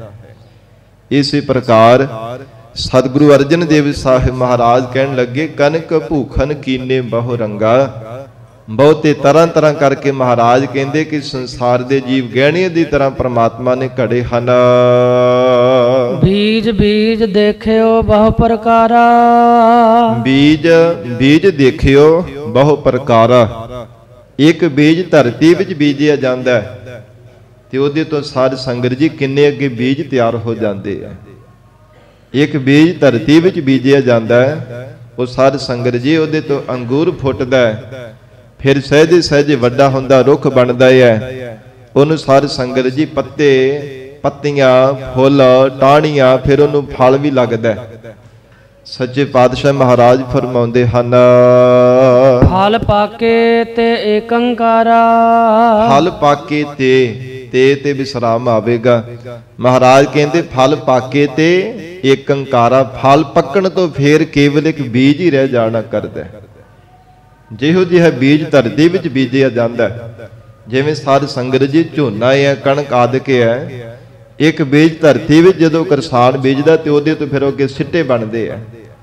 ਇੱਕ ਸਿੱਟੇ ਵਿੱਚ ਕਿੰਨੇ ਕਿੰਨੇ ਬੀਜ ਹੁੰਦੇ ਆ। ਸਾਧ ਸੰਗਤ ਜੀ ਇਸੇ ਪ੍ਰਕਾਰ ਇੱਕ ਬੀਜ ਰੁੱਖ ਦਾ ਧਰਤੀ ਵਿੱਚ ਬੀਜਿਆ ਜਾਵੇ ਤਾਂ ਕਿੰਨਾ ਵੱਡਾ ਰੁੱਖ ਬਣ ਜਾਂਦਾ ਹੈ। ਉਹਦੇ ਤੋਂ ਕਿੰਨੇ ਕਿੰਨੇ ਅੱਗੇ ਟਾਹਣੀਆਂ ਪੱਤੇ ਫੁੱਲ, ਫਿਰ ਉਹਨੂੰ ਫਲ ਵੀ ਲੱਗਦਾ ਹੈ। ਇਸੇ ਪ੍ਰਕਾਰ ਮਹਾਰਾਜ ਕਹਿੰਦੇ ਪ੍ਰਮਾਤਮਾ ਨੇ ਸੰਸਾਰ ਦੇ ਅੰਦਰ ਆਪ ਹੀ ਸਭ ਜੀਵਾਂ ਦੇ ਵਿੱਚ ਵਰਤਨਾ ਕੀਤਾ ਹੈ। ਬੀਜ ਰੂਪ ਬ੍ਰਹਮ ਹੈ ਔਰ ਹਿਰਨ ਗਰਭ ਆਦਿਕ ਸਾਧ ਸੰਗਤ ਜੀ ਅੰਗੂਰ ਦੀ ਤਰ੍ਹਾਂ ਪ੍ਰਮਾਤਮਾ ਦਾ ਸਰੂਪ ਹੈ। ਔਰ ਇਸੇ ਪ੍ਰਕਾਰ ਜਿਹੜੇ ਸੰਸਾਰ ਦੇ ਅੰਦਰ ਦੇਵੀ ਸ਼ਕਤੀਆਂ ਹਨ, ਸਾਧ ਸੰਗਤ ਜੀ ਬ੍ਰਹਮਾ ਮੂਲ ਰੂਪ ਮੰਨਿਆ ਜਾਂਦਾ ਹੈ। ਵਿਸ਼ਨੂੰ ਜੀ ਜਿਹੜਾ ਟਾਹਣੀਆ ਰੂਪ ਹੈ, ਇਸੇ ਪ੍ਰਕਾਰ ਸ਼ਿਵ ਜੀ ਫੁੱਲਾ ਰੂਪ ਮੰਨਿਆ ਜਾਂਦਾ ਹੈ। ਤੇ ਜਿਹੜੇ ਸਾਧ ਸੰਗਤ ਜੀ ਬ੍ਰਹਮ ਗਿਆਨੀ ਹਨ, ਉਹ ਫਲਾਂ ਦੀ ਤਰ੍ਹਾਂ ਮੰਨੇ ਜਾਂਦੇ ਆ। ਕਿਉਂਕਿ ਬ੍ਰਹਮ ਗਿਆਨ ਰੂਪੀ ਫਲ ਕੇਵਲ ਬ੍ਰਹਮ ਗਿਆਨੀਆਂ ਦੇ ਹਿੱਸੇ ਆਉਂਦਾ ਹੈ, ਜਿਨ੍ਹਾਂ ਦੇ ਹਿਰਦੇ ਵਿੱਚ ਪਰਮੇਸ਼ਰ ਦੀ ਪ੍ਰਾਪਤੀ ਦਾ ਗਿਆਨ ਹੋ ਜਾਂਦਾ ਹੈ। ਭਾਵ ਉਹ ਬ੍ਰਹਮ ਦੇ ਵਿੱਚ ਲੀਨ ਹੋ ਜਾਂਦੇ, ਜਿਸ ਬੀਜ ਤੋਂ ਪੈਦਾ ਹੋਏ ਫਿਰ ਉਸੇ ਬੀਜ ਰੂਪ ਪਰਮਾਤਮਾ ਦੇ ਵਿੱਚ ਲੀਨ ਹੋ ਜਾਂਦੇ ਆ। ਮਹਾਰਾਜ ਕਹਿੰਦੇ ਹਨ ਬੀਜ ਬੀਜ ਬੋਇਓ ਬਹੁ ਪ੍ਰਕਾਰਾ, ਫਲ ਪਾਕੇ ਤੇ ਏਕੰਕਾਰਾ। ਪਰਮਾਤਮਾ ਬੀਜ ਰੂਪ ਬ੍ਰਹਮ ਰੂਪ ਪਰਮਾਤਮਾ ਚੇਤਨ ਰੂਪ ਹੈ। ਫਿਰ ਸੱਚੇ ਪਾਤਸ਼ਾਹ ਮਹਾਰਾਜ ਕਹਿੰਦੇ ਬ੍ਰਹਮ ਗਿਆਨ ਦੀ ਅਵਸਥਾ ਵਾਲੇ ਉਸੇ ਬੀਜ ਰੂਪ ਬ੍ਰਹਮ ਦੇ ਵਿੱਚ ਲੀਨ ਹੋ ਜਾਂਦੇ ਹਨ। ਸਹਸ ਘਟਾ ਮਹਿ ਏਕ ਆਕਾਸ਼। ਸੱਚੇ ਪਾਤਸ਼ਾਹ ਮਹਾਰਾਜ ਹੋਰ ਵੀ ਪ੍ਰਮਾਣ ਦੇ ਕਰਕੇ ਉਪਦੇਸ਼ ਦੇਵੋ। ਤੋ ਹਜੂਰ ਕਹਿੰਦੇ ਹਨ ਜਿਵੇਂ ਹਜ਼ਾਰਾਂ ਘੜੇ ਪਾਣੀ ਦੇ ਭਰ ਕੇ ਰੱਖ ਦਿੱਤੇ ਜਾਣ ਤੇ ਉਹਨਾਂ ਦੇ ਵਿੱਚ ਆਕਾਸ਼ ਦਾ ਪ੍ਰਤੀਬਿੰਬ ਪੈਂਦਾ, ਆਕਾਸ਼ ਦਾ ਰੂਪ ਉਹਨਾਂ ਦੇ ਵਿੱਚੋਂ ਨਜ਼ਰ ਆਉਂਦਾ ਹੈ। ਮਹਾਰਾਜ ਕਹਿੰਦੇ ਸਹਿਸ ਘਟਾ ਮਹਿ ਏਕ ਆਕਾਸ਼, ਆਕਾਸ਼ ਭਾਵੇਂ ਇੱਕੋ ਹੀ ਹੈ, ਪਰ ਹਜ਼ਾਰਾਂ ਘੜੇ ਜਿਹੜੇ ਪਾਣੀ ਦੇ ਨਾਲ ਭਰ ਕੇ ਰੱਖੇ, ਉਹਨਾਂ ਹਜ਼ਾਰਾਂ ਦੇ ਵਿੱਚ ਹੀ ਹਜ਼ਾਰਾਂ ਰੂਪ ਹੋ ਕਰਕੇ ਨਜ਼ਰ ਆਉਂਦਾ। ਆਕਾਸ਼ ਤੇ ਇੱਕ ਹੀ ਹੈ ਨਾ, ਆਕਾਸ਼ ਕਿਹੜਾ ਵੱਖੋ ਵੱਖਰਾ ਹੈ? ਕਿੰਨੇ ਕੁ ਗਿਣਤੀ ਵਿੱਚ ਇੱਕੋ ਹੀ ਆਕਾਸ਼ ਹੈ। ਪਰਮਾਤਮਾ ਨੇ ਜਿਹੜਾ ਸਾਰੀ ਸ੍ਰਿਸ਼ਟੀ ਤੇ ਆਕਾਸ਼ ਰੂਪੀ ਚੰਦੋਵਾ ਤਾਣੀਏ, ਕੇਵਲ ਇੱਕੋ ਹੈ, ਪਰ ਬਹੁਤਾ ਰੂਪ ਹੋ ਕਰਕੇ ਨਜ਼ਰ ਆਉਣ ਲੱਗ ਪੈਂਦਾ। ਤੇ ਸਾਧ ਸੰਗਤ ਜੀ, ਜਿਵੇਂ ਜੇਕਰ ਉਹਨਾਂ ਘੜਿਆਂ ਨੂੰ ਭੰਨ ਦਿੱਤਾ ਜਾਵੇ, ਮਹਾਰਾਜ ਅਗਲੀ ਪੰਕਤੀ ਵਿੱਚ ਫਰਮਾਉਂਦੇ ਆ, ਘਾਟ ਫੂਟੇ ਤੇ ਉਹੀ ਪ੍ਰਗਾਸ। ਸੱਚੇ ਪਾਤਸ਼ਾਹ ਜੀ ਕਹਿੰਦੇ ਘਟ ਫੂਟੇ ਤੇ ਘੜਿਆਂ ਨੂੰ ਭੰਨ ਦਿੱਤਾ ਜਾਵੇ ਤੇ ਸਾਧ ਸੰਗਤ ਜੀ ਉਹ ਪ੍ਰਕਾਸ਼ ਕੇਵਲ ਆਕਾਸ਼ ਇੱਕੋ ਰੂਪ ਹੀ ਰਹਿ ਜਾਣਾ ਕਰਦਾ। ਜਿਹੜਾ ਹਜ਼ਾਰਾਂ ਘੜਿਆਂ ਦੇ ਵਿੱਚ ਹਜ਼ਾਰਾਂ ਰੂਪ ਹੋ ਕਰਕੇ ਨਜ਼ਰ ਆਉਂਦਾ ਪਿਆ ਸੀ, ਕੇਵਲ ਇੱਕੋ ਰਹਿ ਜਾਂਦਾ ਜਿਹੜਾ ਇੱਕ ਸੀ। ਇਸੇ ਪ੍ਰਕਾਰ ਸੰਸਾਰ ਦੇ ਅੰਦਰ ਸਾਧ ਸੰਗਤ ਜੀ, तमाम ਸੰਸਾਰ ਦੇ ਜੀਵਾ ਰੂਪ ਘੜਿਆਂ ਦੇ ਵਿੱਚ ਉਹ ਪ੍ਰਮਾਤਮਾ ਆਪ ਹੀ ਸਾਧ ਸੰਗਤ ਜੀ ਆਕਾਸ਼ ਰੂਪ ਹੋ ਕਰਕੇ ਵਰਤਦਾ ਪਿਆ ਹੈ। ਜਿਤਨੇ ਵੀ तमाम ਸੰਸਾਰ ਭਰ ਦੇ ਜੀਵ ਜੰਤੂ ਹਨ, ਪਰ ਨਾਨਾ ਰੂਪ ਹੋ ਕਰਕੇ ਤਾਂ ਨਜ਼ਰ ਆਉਂਦਾ ਹੈ। ਜੀਵ ਦੇ ਮੱਤ ਤੇ ਭਰਮ ਦਾ ਪਰਦਾ ਪਿਆ ਹੁੰਦਾ। ਮਹਾਰਾਜ ਕਹਿੰਦੇ ਭਰਮ ਦਾ ਪਰਦਾ ਦੂਰ ਹੋ ਜਾਵੇ ਤੇ ਸਾਧ ਸੰਗਤ ਜੀ ਫਿਰ ਇੱਕ ਪ੍ਰਮਾਤਮਾ ਦਾ ਸਰੂਪ ਹੀ ਕੇਵਲ ਰਹਿ ਜਾਣਾ ਕਰਦਾ। ਸਾਰੇ ਜੀਵਾਂ ਦੇ ਅੰਦਰ ਮਹਾਰਾਜ ਕਹਿੰਦੇ ਅਕਸ਼ ਪੈਂਦਾ ਪ੍ਰਮਾਤਮਾ ਦੇ ਸਰੂਪ ਦਾ, ਪਰ ਸਮਝ ਨਹੀਂ ਪੈਂਦੀ, ਨਿਸ਼ਚਾ ਨਹੀਂ ਹੋਣਾ ਕਰਦਾ। ਤੇ ਜਦੋਂ ਜੀਵ ਦਾ ਭਰਮ ਦੂਰ ਹੋ ਜਾਂਦਾ, ਫਿਰ ਨਿਸ਼ਚਾ ਹੋ ਜਾਂਦਾ ਕਿ ਕੇਵਲ ਇੱਕ ਹੀ ਹੈ ਪ੍ਰਮਾਤਮਾ, ਉਹ ਨਾਨਾ ਰੂਪ ਹੋ ਕਰਕੇ ਜੀਵਾਂ ਵਿੱਚ ਵਰਤ ਰਿਹਾ ਹੈ। ਭਰਮ ਲੋਭ ਮੋਹ ਮਾਇਆ ਬੇਕਾਰ। ਸੱਚੇ ਪਾਤਸ਼ਾਹ ਮਹਾਰਾਜ ਜੀਵਾਂ ਨੂੰ ਕਿਉਂ ਨਹੀਂ ਸਮਝ ਪੈਂਦੀ ਕਿ ਪ੍ਰਮਾਤਮਾ ਇੱਕ ਹੈ? ਮਹਾਰਾਜ ਕਹਿੰਦੇ ਮਤ ਤੇ ਭਰਮ ਦਾ ਪਰਦਾ ਪਿਆ ਹੋਇਆ। ਫਿਰ ਪਦਾਰਥਾਂ ਦਾ ਲੋਭ ਸੰਸਾਰ ਦੇ ਵਿੱਚ ਜੀਵ ਕਰਦੇ ਐ, ਸ਼ਰੀਰਾਂ ਦੇ ਮੋਹ ਰੂਪੀ ਬੰਧਨ ਦੇ ਵਿੱਚ ਮਹਾਰਾਜ ਕਹਿੰਦੇ ਬੱਝੇ ਪਏ ਐ। ਇਹੋ ਇਹਨਾਂ ਪ੍ਰਬਲ ਵਿਕਾਰਾਂ ਦੇ ਵਿੱਚ ਸੰਸਾਰ ਦੇ ਜੀਵ ਲੱਗੇ ਹੋਏ ਐ। ਜਿਹੜੀ ਪ੍ਰਬਲ ਮਾਇਆ ਮਹਾਰਾਜ ਕਹਿੰਦੇ ਇਸ ਮਾਇਆ ਦੇ ਸੁੱਖਾਂ ਨੂੰ ਪਾਉਣ ਵਿੱਚ ਲੱਗੇ ਹਨ। ਭ੍ਰਮ ਛੂਟੇ ਤੇ ਏਕੰਕਾਰ। ਮਹਾਰਾਜ ਇਹਦਾ ਕਾਰਨ ਕੀ ਹੈ? ਸਤਿਗੁਰੂ ਜੀ ਕਹਿੰਦੇ ਭਰਮ। ਜੇ ਜੀਵ ਦਾ ਭਰਮ ਛੁੱਟ ਜਾਵੇ, ਫਿਰ ਕੇਵਲ ਇੱਕੋ ਇੱਕ ਬ੍ਰਹਮ ਪ੍ਰਮਾਤਮਾ ਦਾ ਸਰੂਪ ਹੀ ਨਜ਼ਰ ਆਉਂਦਾ ਹੈ। ਉਨੀ ਦੇਰ ਤੱਕ ਮਹਾਰਾਜ ਕਹਿੰਦੇ ਕਦੇ ਕਿਸੇ ਨਾਲ ਮੋਹ ਕਰਦਾ, ਕਦੇ ਕਿਸੇ ਨਾਲ ਪ੍ਰੀਤ ਕਰਦਾ, ਪਰ ਜਦੋਂ ਭਰਮ ਦਾ ਪਰਦਾ ਕੱਟਿਆ ਜਾਂਦਾ, ਭਰਮ ਜੀਵ ਦਾ ਦੂਰ ਹੋ ਜਾਂਦਾ, ਕੇਵਲ ਤਾਂ ਕੇਵਲ ਫਿਰ ਪ੍ਰਮਾਤਮਾ ਦੇ ਸਰੂਪ ਦੇ ਨਾਲ ਪਿਆਰ ਕਰਦਾ ਹੈ। ਹੋਰ ਜਿਤਨੇ ਵੀ ਸੰਸਾਰ ਦੇ ਆਕਾਰ ਨਜ਼ਰ ਆਉਂਦੇ, ਉਹਨਾਂ ਸਭ ਨੂੰ ਨਾਸ਼ਵਾਨ ਜਾਣ ਕਰਕੇ, ਬਿਨ ਸੰਹਾਰੇ ਜਾਣ ਕਰਕੇ, ਝੂਠੇ ਜਾਣ ਕਰਕੇ ਕਿ ਸਦਾ ਰਹਿਣ ਵਾਲੇ ਨਹੀਂ ਹੈ। ਇਹ ਕੇਵਲ ਅੱਖਾਂ ਦਾ ਧੋਖਾ ਹੈ, ਸਭ ਕੁਝ ਸੁਪਨੇ ਮਾਤਰ ਹੈ। ਮਹਾਰਾਜ ਕਹਿੰਦੇ ਫਿਰ ਕਿਸੇ ਨਾਲ ਕਦੇ ਮੋਹ ਨਹੀਂ ਕਰਨਾ ਕਰਦਾ।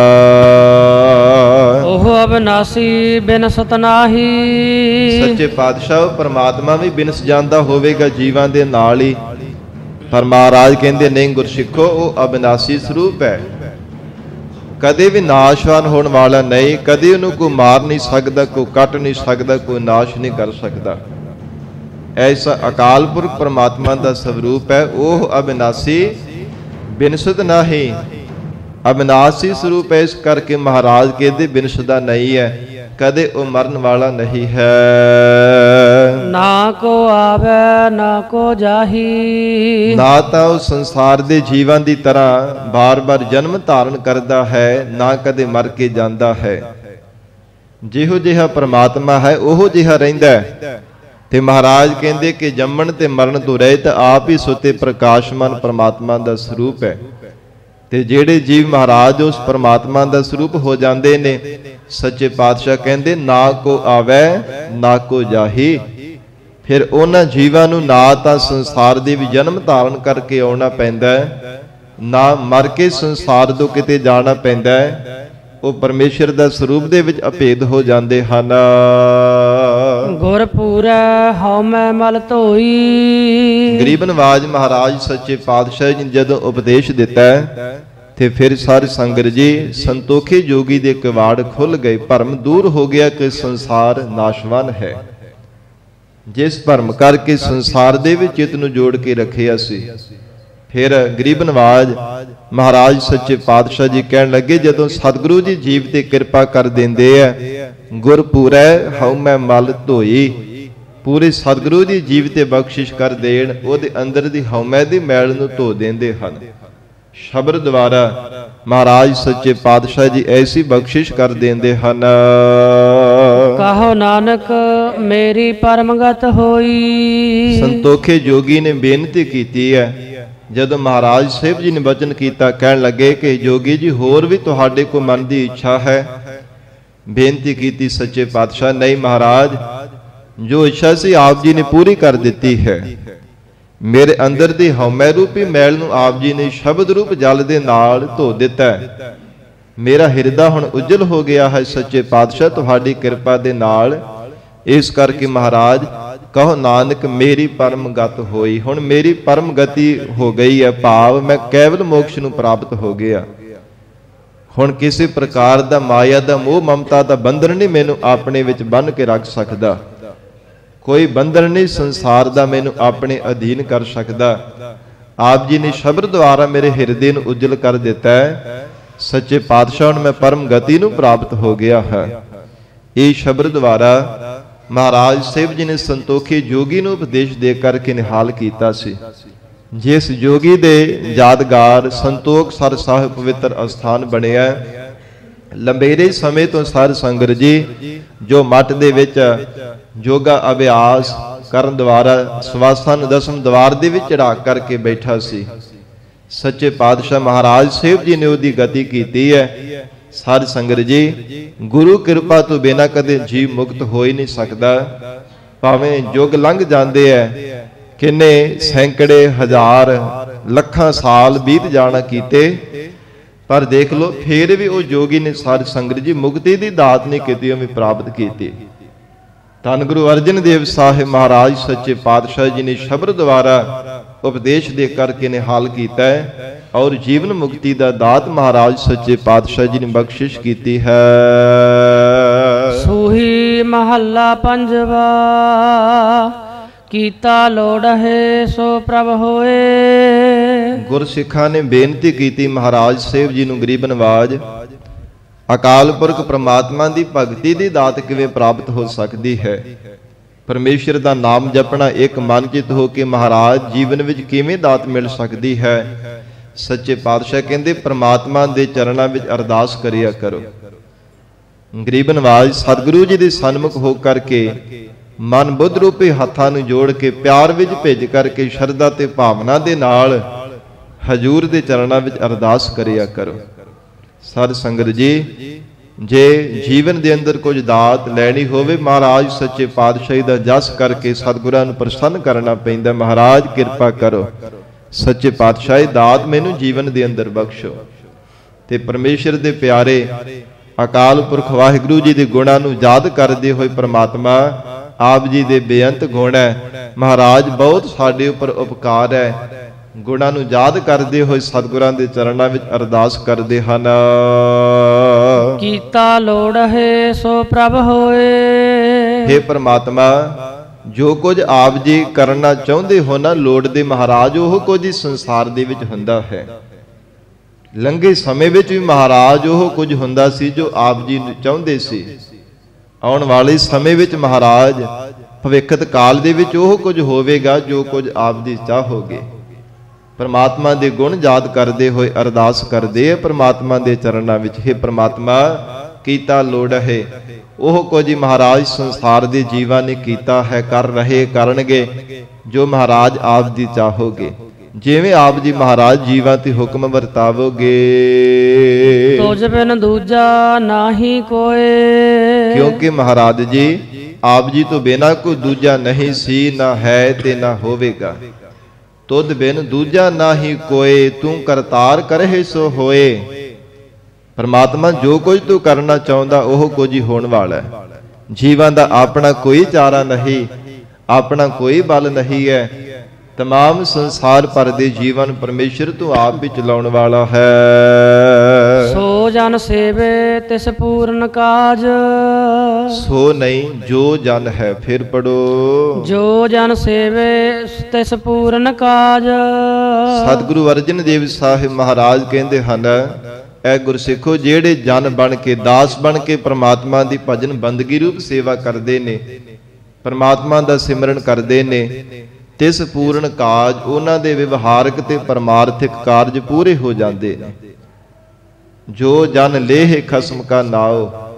ਸੱਚੇ ਪਾਤਸ਼ਾਹ ਮਹਾਰਾਜ ਜੀ ਨੇ ਤਾਂ ਹੀ ਗੁਰਬਾਣੀ ਵਿੱਚ ਬਚਨ ਕੀਤਾ ਨਾ, ਜੋ ਜਨ ਲੇਹ ਖਸਮ ਕਾ ਨਾਉ ਤਿਨ ਕੈ ਸਦ ਬਲਿਹਾਰੈ ਜਾਓ। ਉਹਨਾਂ ਤੋਂ ਸਦਾ ਸਾਨੂੰ ਬਲਿਹਾਰ ਜਾਣਾ ਚਾਹੀਦਾ ਹੈ, ਜਿਨ੍ਹਾਂ ਦੇ ਸਾਧ ਸੰਗਤ ਜੀ ਅਚਨਚੇਤ ਨਿਸ਼ਚਿੰਤ ਕਾਰਜ ਜੋ ਪ੍ਰਮਾਤਮਾ ਆਪ ਕਿਰਪਾ ਕਰਕੇ ਪੂਰੇ ਕਰ ਦਿੰਦਾ, ਜਿਨ੍ਹਾਂ ਨੂੰ ਵਾਹਿਗੁਰੂ ਦੇ ਨਾਮ ਦਾ ਪਿਆਰ ਲੱਗ ਜਾਂਦਾ, ਉਹ ਪਿਆਰ ਵਿੱਚ ਭਿੱਜ ਕੇ ਪਰਮੇਸ਼ਰ ਦਾ ਨਾਮ ਜਪਦੇ ਆ ਤੇ ਪਰਮੇਸ਼ਰ ਆਪ ਕਿਰਪਾ ਕਰਕੇ ਉਹਨਾਂ ਦੇ ਕਾਰਜ ਸਫਲੇ ਬਣਾ ਦਿੰਦਾ। ਕਿਉਂਕਿ ਹਜੂਰ ਦਾ ਮੁੱਖ ਵਾਕ ਹੈ ਗੁਰਬਾਣੀ ਅੰਦਰ, ਅਚਿੰਤ ਕੰਮ ਕਰਹਿ ਪ੍ਰਭ ਤਿਨ ਕੇ ਜਿਨ ਹਰ ਕਾ ਨਾਮ ਪਿਆਰਾ। ਜਿਨ੍ਹਾਂ ਨੂੰ ਵਾਹਿਗੁਰੂ ਦਾ ਨਾਮ ਪਿਆਰਾ ਲੱਗਦਾ, ਪਿਆਰ ਵਿੱਚ ਭਿੱਜ ਕੇ ਪਰਮੇਸ਼ਰ ਦਾ ਯਾਦ ਵਿੱਚ ਜੁੜੇ ਰਹਿੰਦੇ ਨੇ, ਪਰਮੇਸ਼ਰ ਆਪ ਕਿਰਪਾ ਕਰਕੇ ਉਹਨਾਂ ਦੇ ਕਾਰਜਾਂ ਨੂੰ ਸਫਲ ਬਣਾ ਦੇਣਾ ਕਰਦਾ ਹੈ। ਸੰਤਾਂ ਕੇ ਕਾਰਜ ਆਪ ਖਲੋਇਆ, ਹਰ ਕੰਮ ਕਰਾਵਣ ਆਇਆ ਰਾਮ। ਤਰਤ ਸੁਹਾਵੀ ਤਾਲ ਸੁਹਾਵਾ, ਵਿੱਚ ਅੰਮ੍ਰਿਤ ਜਲ ਛਾਇਆ ਰਾਮ। ਸਾਧ ਸੰਗਤ ਜੀ, ਪਰਮੇਸ਼ਰ ਆਪ ਕਿਰਪਾ ਕਰਕੇ ਉਹਨਾਂ ਦੇ ਕਾਰਜ ਪੂਰੇ ਕਰਦਾ ਹੈ। ਦਾਸ ਆਪਣੇ ਕੀ ਰਾਖਹੁ ਲਾਜ। ਇਹ ਮਹਾਰਾਜ ਆਪਣੇ ਦਾਸ ਜਾਣ ਕਰਕੇ ਸਾਡੀ ਵੀ ਕਿਰਪਾ ਕਰਕੇ ਲਾਜ ਰੱਖ ਲਓ। ਸੱਚੇ ਪਾਤਸ਼ਾਹ ਜਿਹੜੇ ਤੁਹਾਡੇ ਦਾਸ ਬਣ ਜਾਂਦੇ ਹਨ, ਅੰਦਰ ਦੀ ਭਾਵਨਾ ਤੇ ਹਿਰਦੇ ਦਾ ਪਿਆਰ ਦੇਖ ਕਰਕੇ ਉਹਨਾਂ ਦੀ ਸਭ ਥਾਵਾਂ ਤੇ ਆਪ ਜੀ ਲੱਜਿਆ ਰੱਖਦੇ ਹੋ। ਗਰੀਬ ਨਵਾਜ ਸਾਡੀ ਵੀ ਕਿਰਪਾ ਕਰਕੇ ਪਤ ਇੱਜ਼ਤ ਰੱਖ ਲੈਣਾ ਕਰੋ। ਜੀਵਨ ਕਾਲ ਦੌਰਾਨ ਵੀ ਮਹਾਰਾਜ ਸਾਡੀ ਇੱਜ਼ਤ ਬਰਕਰਾਰ ਰਹਿਣਾ ਕਰੇ। ਸੱਚੇ ਪਾਤਸ਼ਾਹ ਜ਼ਿੰਦਗੀ ਵਿੱਚ ਕੋਈ ਦਾਗ ਨਾ ਲੱਗ ਜਾਵੇ। ਮਹਾਰਾਜ ਮਾੜੀ ਸੰਗਤ ਤੋਂ, ਮਾੜੇ ਅਵਗੁਣਾ ਤੋਂ ਸੱਚੇ ਪਾਤਸ਼ਾਹ ਆਪ ਕਿਰਪਾ ਕਰਕੇ ਬਚਾ ਕੇ ਰੱਖੋ। ਮਹਾਰਾਜ ਕਹਿੰਦੇ ਦਾਸ ਆਪਣੇ ਕੀ ਰਾਖਹੁ ਲਾਜ। हे ਗੁਰਸਿੱਖਿਓ, ਬੇਨਤੀਆਂ ਕਰੋ ਪਰਮਾਤਮਾ ਦੇ ਚਰਨਾਂ ਵਿੱਚ। हे ਪ੍ਰਮਾਤਮਾ, ਆਪਣੇ ਦਾਸ ਜਾਣ ਕਰਕੇ, ਆਪਣੇ ਸੇਵਕ ਜਾਣ ਕੇ ਮਹਾਰਾਜ ਸਾਡੀ ਪਤ ਇੱਜ਼ਤ ਰੱਖ ਲੈਣਾ ਕਰੋ ਜੀ। ਤੇਰੀ ਸਰਣ ਪੂਰਨ ਦਇਆਲਾ। हे ਪਰਿਪੂਰਵਕ ਦਇਆ ਦੇ ਕਰ ਪ੍ਰਮਾਤਮਾ ਜੀ, ਆਪ ਜੀ ਦੀ ਸ਼ਰਨ ਵਿੱਚ ਮਹਾਰਾਜ ਅਸੀਂ ਆਏ ਹਾਂ। ਤੁਝ ਬਿਨ ਕਵਨ ਕਰੇ ਪ੍ਰਤਪਾਲਾ।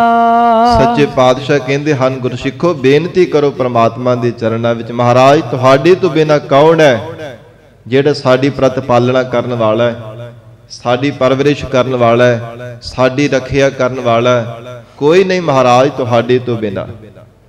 ਆਪ ਕਿਰਪਾ ਕਰੋ, ਤੁਹਾਡੀ ਸ਼ਰਨ ਵਿੱਚ ਆਏ ਸੱਚੇ ਪਾਤਸ਼ਾਹ, ਸਾਡੀ ਪਤ ਇੱਜ਼ਤ ਰੱਖ ਲੈਣਾ ਕਰੋ। ਆਪਣੇ ਚਰਨਾਂ ਦੇ ਨਾਲ ਮਹਾਰਾਜ ਸਾਨੂੰ ਜੋੜ ਕੇ ਰੱਖ ਲਓ, ਕਿਉਂਕਿ ਤੁਝ ਬਿਨ ਕਵਨ ਕਰਹਿ ਪ੍ਰਤਪਾਲਾ। ਜੇ ਮਹਾਰਾਜ ਤੁਹਾਡੇ ਤੋਂ ਬਿਨਾਂ ਕੋਈ ਹੋਵੇ ਰੱਖਿਆ ਕਰਨ ਵਾਲਾ, ਪਰਵਰਿਸ਼ ਕਰਨੇ ਵਾਲਾ, ਤੇ ਫਿਰ ਉਹਦੇ ਅੱਗੇ ਜਾ ਕੇ ਮਹਾਰਾਜ ਅਸੀਂ ਫਰਿਆਦ ਕਰੀਏ, ਉਹਦੇ ਅੱਗੇ ਜਾ ਕਰਕੇ ਨੱਕ ਰਗੜੀਏ, ਉਹਦੇ ਚਰਨਾਂ ਤੇ ਜਾ ਕਰਕੇ ਸੀਸ ਝੁਕਾਈਏ। ਪਰ ਸਤਿਗੁਰੂ ਜੀ, ਤੁਹਾਡੇ ਤੋਂ ਬਿਨਾਂ ਕੋਈ ਨਹੀਂ ਸਾਡੀ ਰੱਖਿਆ ਕਰਨ ਵਾਲਾ। ਆਪ ਜੀ ਤੋਂ ਬਿਨਾਂ ਕੋਈ ਨਹੀਂ ਮਹਾਰਾਜ ਸਾਡੀ ਬਾਹ ਫੜਨ ਵਾਲਾ। ਇਸ ਕਰਕੇ ਸੱਚੇ ਪਾਤਸ਼ਾਹ ਤੁਹਾਡੀ ਸ਼ਰਨ ਵਿੱਚ ਮਨ ਬਾਣੀ ਸਰੀਰ ਕਰਕੇ ਮਹਾਰਾਜ ਅਸੀਂ ਆ ਗਏ ਹਾਂ। ਕਿਰਪਾ ਕਰ ਮਹਾਰਾਜ, ਆਪ ਸਾਡੀ ਰੱਖਿਆ ਕਰੋ। ਲੋਕ ਪਰਲੋਕ ਦੇ ਆਪ ਮਹਾਰਾਜ ਰਖਵਾਲੇ ਹੋ। ਰਹਾਉ ਵਿਸਰਾਮ ਦੇ ਕੇ ਹਜੂਰ ਫਰਮਾਉਂਦੇ ਹਨ, ਜਾਲ ਥਲ ਮਹੀਲ ਰਹਿਆ ਭਰਪੂਰ। ਸਿੱਖਾਂ ਨੇ ਬੇਨਤੀ ਕੀਤੀ, ਮਹਾਰਾਜ ਕੀ ਉਹ ਤਮਾਮ ਸੰਸਾਰ ਦੇ ਜੀਵਾਂ ਵਿੱਚ ਹੀ ਵਰਤਦਾ ਹੈ? ਮਹਾਰਾਜ ਕਹਿੰਦੇ ਨਹੀਂ, ਜਿੱਥੇ ਵੀ ਦੇਖ ਲੋ ਉੱਥੇ ਪ੍ਰਮਾਤਮਾ ਹੀ ਵਰਤਦਾ ਹੈ। ਭਾਵੇਂ ਪਾਣੀ ਹੈ, ਚਾਹੇ ਖੁਸ਼ਕ ਇਲਾਕੇ ਹੈ, ਧਰਤੀ ਹੈ, ਚਾਹੇ ਆਸਮਾਨ ਹੈ, ਸਭ ਥਾਵਾਂ ਤੇ ਮਹਾਰਾਜ ਕਹਿੰਦੇ ਪਰਮੇਸ਼ਰ ਆਪ ਹੀ ਵਰਤਦਾ ਹੈ। ਨਿਕਟ ਵਸੈ ਨਾਹੀ ਪ੍ਰਭ ਦੂਰ। ਉਹ ਪ੍ਰਮਾਤਮਾ ਨੂੰ ਨੇੜੇ ਤੋਂ ਨੇੜੇ ਜਾਣਨਾ ਕਰੋ ਕਿ ਪ੍ਰਮਾਤਮਾ ਤੂੰ ਸਾਡੇ ਤੋਂ ਦੂਰ ਨਹੀਂ ਹੈ। ਐਸਾ ਨਿਸ਼ਚਾ ਮਹਾਰਾਜ ਕਹਿੰਦੇ ਆਪਣੇ ਹਿਰਦੇ ਵਿੱਚ ਧਾਰਨ ਕਰੋ। ਨਿਕਟ ਵਸੈ ਨਾਹੀ ਪ੍ਰਭ ਦੂਰ, ਪ੍ਰਮਾਤਮਾ ਸਾਡੇ ਤੋਂ ਦੂਰ ਨਹੀਂ ਹੈ। ਏਦਾਂ ਦੀ ਮਨ ਵਿੱਚ ਭਾਵਨਾ ਔਰ ਨਿਸ਼ਚਾ ਧਾਰਨ ਕਰੋ। ਸੱਚੇ ਪਾਤਸ਼ਾਹ ਕਹਿੰਦੇ ਜਿਹੜਾ ਜਲ ਥਲ ਮਹੀਲ ਰਹਿਆ ਭਰਪੂਰ। ਫਿਰ ਜਲ ਦੀ ਤਰ੍ਹਾਂ ਜਿਨ੍ਹਾਂ ਦੇ ਹਿਰਦੇ ਅੰਦਰ ਪ੍ਰੇਮ ਰੂਪੀ ਜਲ, ਉਹਨਾਂ ਵਿੱਚ ਵੀ ਪ੍ਰਮਾਤਮਾ ਤੁਹਾਨੂੰ ਨਜ਼ਰ ਆਵੇਗਾ। ਜਿਹੜੇ ਖੁਸ਼ਕ ਸੁਭਾਅ ਦੇ ਜੀਵ ਹੈ ਉਹਨਾਂ ਵਿੱਚ ਵੀ ਮਹਾਰਾਜ ਕਹਿੰਦੇ ਪ੍ਰਮਾਤਮਾ ਦਿਸੇਗਾ। ਮਹੀ ਧਰਤੀ ਦੀ ਤਰ੍ਹਾਂ ਧੀਰਜਵਾਨ ਜਿਹੜੇ ਸੰਸਾਰ ਦੇ ਜੀਵ, ਉਹਨਾਂ ਦੇ ਵਿੱਚ ਵੀ ਰੱਬ ਨਜ਼ਰ ਆਵੇਗਾ।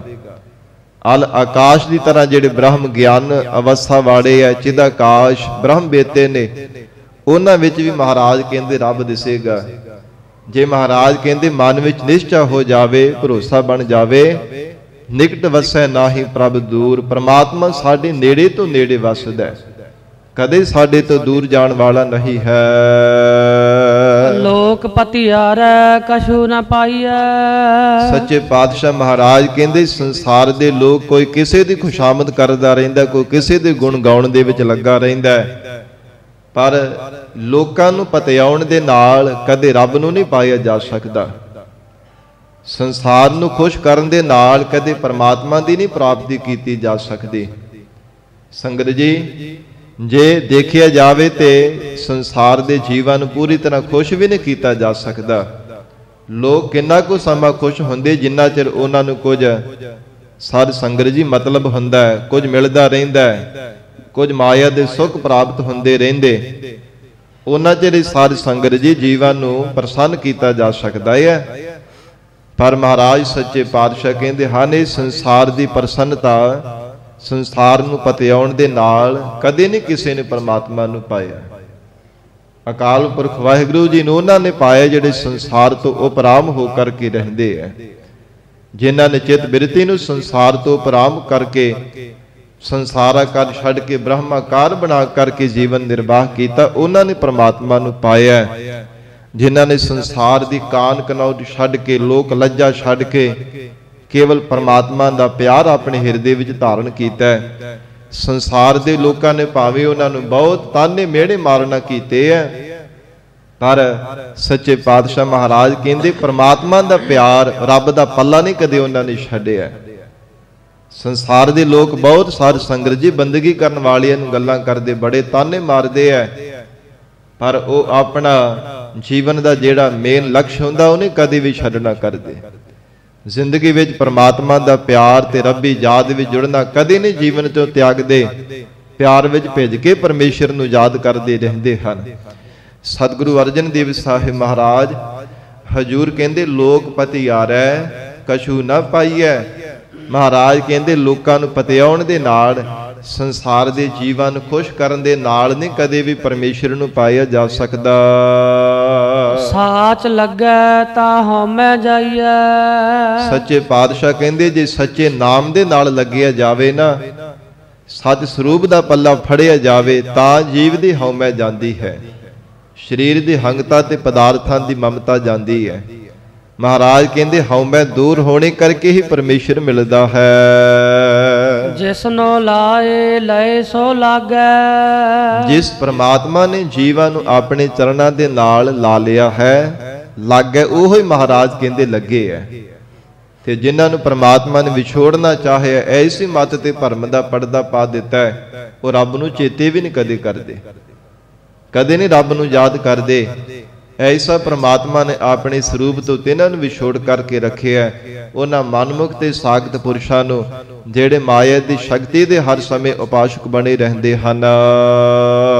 ਗਿਆਨ ਰਤਨ ਅੰਤਰ ਤਿਸ ਜਾਗੈ।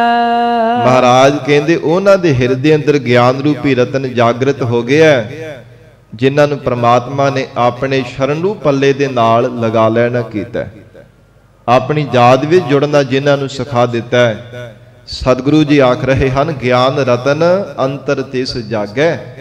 ਉਹਨਾਂ ਦੇ ਹਿਰਦੇ ਰੂਪ ਘਰ ਦੇ ਅੰਦਰ ਗਿਆਨ ਰੂਪੀ ਰਤਨ ਅਥਵਾ ਗਿਆਨ ਰੂਪੀ ਦੀਵਾ ਸੱਚੇ ਪਾਤਸ਼ਾਹ ਕਹਿੰਦੇ ਪ੍ਰਚੰਡ ਹੋ ਜਾਣਾ ਕੀਤਾ। ਵੈਰਾਗ ਰੂਪੀ ਰਤਨ ਉਹਨਾਂ ਦੇ ਹਿਰਦੇ ਵਿੱਚ ਪ੍ਰਾਪਤ ਹੋ ਗਿਆ। ਵੈਰਾਗ ਤਾਂ ਹੀ ਜੀਵ ਦੇ ਹਿਰਦੇ ਵਿੱਚ ਆਉਂਦਾ ਜਦੋਂ ਗਿਆਨ ਦੀ ਪ੍ਰਾਪਤੀ ਹੁੰਦੀ ਹੈ। ਸਾਧ ਸੰਗਤ ਜੀ ਗਿਆਨ ਤਾਂ ਮਿਲਦਾ ਜਦੋਂ ਸਬਰ ਸੰਤੋਖ ਧਾਰਨ ਕਰਦਾ। ਸੰਤੋਖੀ ਪੁਰਖ ਦੇ ਹਿਰਦੇ ਅੰਦਰ ਗਿਆਨ ਦਾ ਪ੍ਰਕਾਸ਼ ਹੁੰਦਾ ਹੈ, ਤੇ ਗਿਆਨ ਦਾ ਪ੍ਰਕਾਸ਼ ਹੋਣੇ ਕਰਕੇ ਫਿਰ ਸੰਸਾਰ ਤੋਂ ਉਪਰਾਮ ਹੋ ਜਾਂਦਾ ਕਿ ਸੰਸਾਰ ਸਦਾ ਰਹਿਣ ਵਾਲਾ ਨਹੀਂ ਹੈ, ਕੇਵਲ ਪਰਮਾਤਮਾ ਸੱਤ ਹੈ। ਫਿਰ ਵੈਰਾਗ ਧਾਰਨ ਕਰ ਲੈਂਦਾ ਹੈ, ਵਿਰਾਗ ਤੋਂ ਭਾਵ ਕੋਈ ਵੀ ਮਾਇਆ ਦਾ ਸੁਖ, ਵਿਸ਼ਿਆਂ ਦਾ ਸੁਖ ਮਨ ਨੂੰ ਚੰਗਾ ਨਹੀਂ ਲੱਗਦਾ।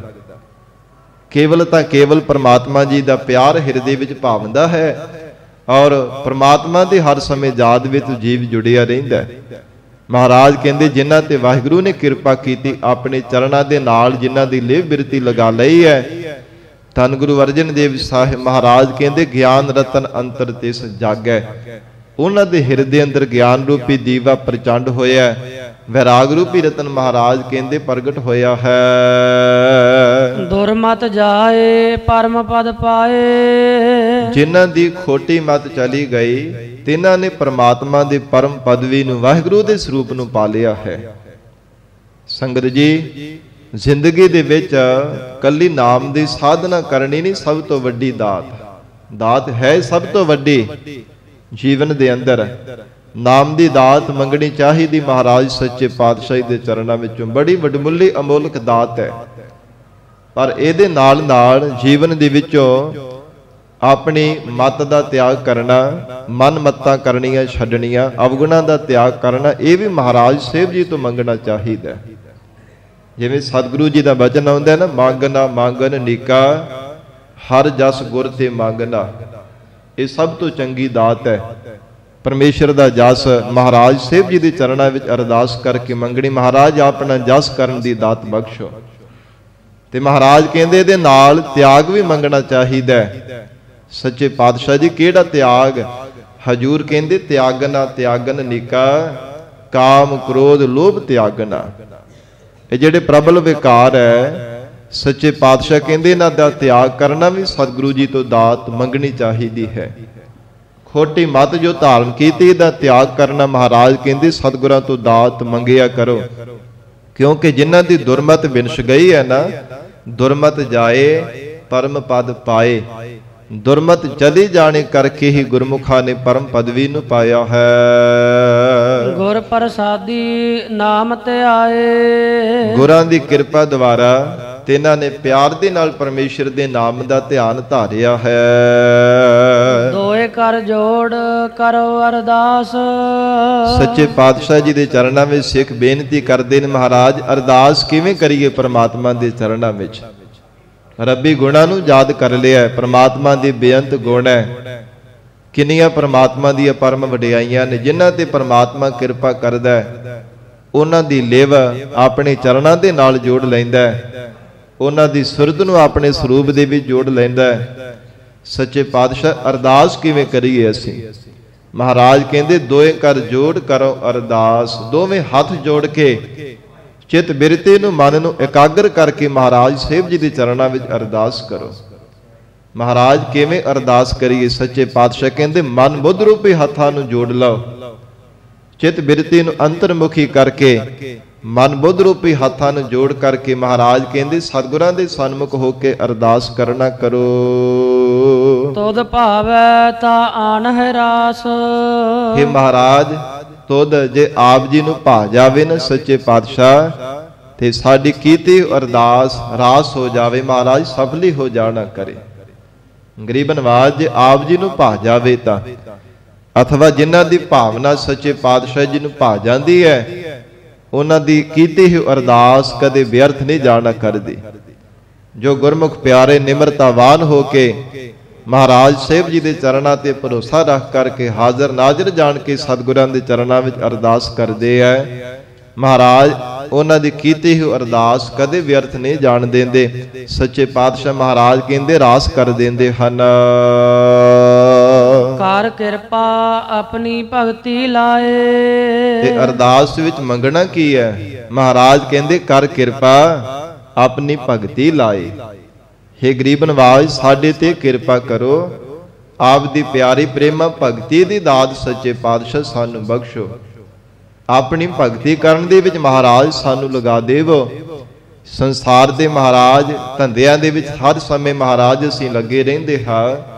ਕਦੇ ਕਿਸੇ ਕੰਮ, ਕਦੇ ਕਿਸੇ ਕੰਮਾਂ ਧੰਦਿਆਂ ਦੇ ਵਿੱਚ ਹੀ ਮਹਾਰਾਜ ਸਾਡਾ ਜੀਵਨ ਬੀਤਦਾ ਜਾ ਰਿਹਾ ਹੈ।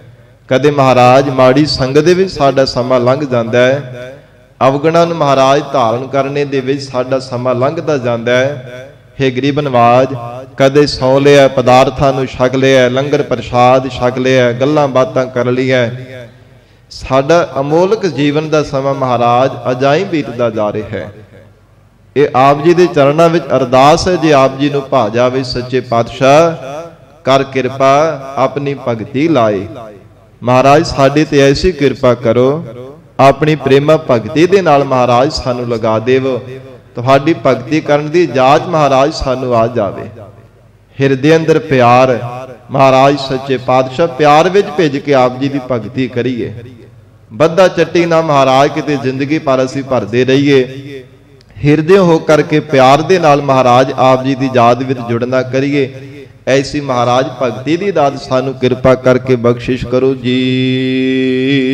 ਜਨ ਨਾਨਕ ਪ੍ਰਭ ਸਦਾ ਧਿਆਏ। ਜਿਸ ਕਰਕੇ ਮਹਾਰਾਜ ਸਦਾ ਸਦਾ ਆਪ ਜੀ ਨੂੰ ਧਿਆਉਂਦੇ ਰਹੀਏ। ਐਸੀ ਪ੍ਰੇਮਾ ਭਗਤੀ ਅਮੋਲਕ ਦਾਤ ਜੀਵਨ ਦੇ ਅੰਦਰ ਸਾਨੂੰ ਬਖਸ਼ੋ। ਗੁਰਮੁਖ ਪਿਆਰੇ ਮਹਾਰਾਜ ਸੇਵ ਜੀ ਦੇ ਸਨਮੁਖ ਹੋ ਕਰਕੇ ਸ਼ਰਧਾ ਦੀ ਝੋਲੀ ਅੱਡ ਕਰਕੇ ਬੇਨਤੀਆਂ ਕਰਦੇ ਨੇ। ਗਰੀਬ ਨਵਾਜ ਸੱਚੇ ਪਾਤਸ਼ਾਹ ਮਹਾਰਾਜ ਸਾਡੀ ਝੋਲੀ ਵਿੱਚ ਨਾਮ ਦਾ ਦਾਨ ਪਾ ਦੇਣਾ ਕਰੋ। ਜਾਚਕ ਜਨ ਜਾਚੈ ਪ੍ਰਭ ਦਾਨ ਕਰ ਕਿਰਪਾ ਦੇਵਹੁ ਹਰ ਨਾਮ। ਮਹਾਰਾਜ ਕਿਰਪਾ ਕਰਕੇ ਸਾਨੂੰ ਨਾਮ ਦਾ ਦਾਨ ਆਪ ਕਿਰਪਾ ਕਰਕੇ ਬਖਸ਼ਿਸ਼ ਕਰ ਦੇਵ। ਵਿਸਰ ਨਾਹੀ ਦਾਤਾਰ ਆਪਣਾ ਨਾਮ ਦੇਹੋ। ਗੁਣ ਗਾਵਾਂ ਦਿਨ ਰਾਤ ਨਾਨਕ ਚਾਓ ਇਹੋ। ਰਾਤ ਵੀ ਦਿਨੇ ਵੀ ਮਹਾਰਾਜ ਸਾਡੇ ਮਨ ਵਿੱਚ ਚਾਓ ਬਣਿਆ ਰਹੇ। ਕਦੇ ਮਹਾਰਾਜ ਸੱਚੇ ਪਾਤਸ਼ਾਹ ਜੀ ਉਤਸ਼ਾਹ ਹਟੇ ਨਾ ਤੁਹਾਡੇ ਨਾਮ ਜਪਣੇ ਦਾ, ਸੰਗਤ ਕਰਨੇ ਦਾ, ਸੇਵਾ ਸਿਮਰਨ ਕਰਨੇ ਦਾ ਉਤਸ਼ਾਹ ਸਾਡੇ ਹਿਰਦੇ ਅੰਦਰ ਹਰ ਸਮੇਂ ਬਰਕਰਾਰ ਹੋ ਕਰਕੇ ਰਹਿਣਾ ਕਰੇ। ਕਦੇ ਮਹਾਰਾਜ ਸਾਡੇ ਮਨ ਵਿੱਚ ਆਲਸ ਨਾ ਪਵੇ। ਹੇ ਗਰੀਬ ਨਵਾਜ ਆਪ ਜੀ ਦੇ ਚਰਨਾਂ ਵਿੱਚ ਸਾਡੀ ਅਰਦਾਸ ਹੈ। ਜੇ ਆਪ ਜੀ ਨੂੰ ਭਾ ਜਾਵੇ ਮਹਾਰਾਜ ਕਿਰਪਾ ਕਰਕੇ ਸਾਨੂੰ ਪ੍ਰੇਮਾ ਭਗਤੀ ਦੀ ਦਾਤ ਦੇ ਕਰਕੇ ਆਪਣੇ ਚਰਨਾਂ ਦੇ ਨਾਲ ਜੋੜ ਕਰਕੇ ਰੱਖਣਾ ਕਰੋ। ਜਿਸ ਕਰਕੇ ਮਨ ਬਾਣੀ ਸਰੀਰ ਕਰਕੇ ਆਪ ਜੀ ਨੂੰ ਸਦਾ ਵਾਸਤੇ ਧਿਆਉਂਦੇ ਰਹੀਏ। ਸੱਚੇ ਪਾਤਸ਼ਾਹ ਜੀ ਮਿਹਰ ਕਰਨ ਪਾਵਨ ਉਪਦੇਸ਼ ਸਾਡੇ ਹਿਰਦਿਆਂ ਵਿੱਚ ਵਸ ਜਾਵੇ। ਸਤਿਗੁਰੂ ਜੀ ਦੇ ਬਚਨਾਂ ਨੂੰ ਕਮਾ ਕੇ ਜੀਵਨ ਦੀ ਸਫਲਤਾ ਬਣਾ ਸਕੀਏ। ਗੁਰਬਾਣੀ ਦੀ ਵਿਚਾਰ ਕਰਦਿਆਂ ਤੋਂ ਹੋਈਆਂ ਬੇਅੰਤ ਭੁੱਲਾਂ ਦੀ ਖਿਮਾ ਧੰਨ ਸ੍ਰੀ ਗੁਰੂ ਗ੍ਰੰਥ ਸਾਹਿਬ ਜੀ ਮਹਾਰਾਜ ਆਪ ਸੰਗਤ ਬਖਸ਼ਣਹਾਰ ਹੋ। ਅਗਾਹ ਵਾਸਤੇ ਅਸੀਸ ਪਿਆਰ ਬਖਸ਼ਿਸ਼ ਕਰਨਾ ਜੀ।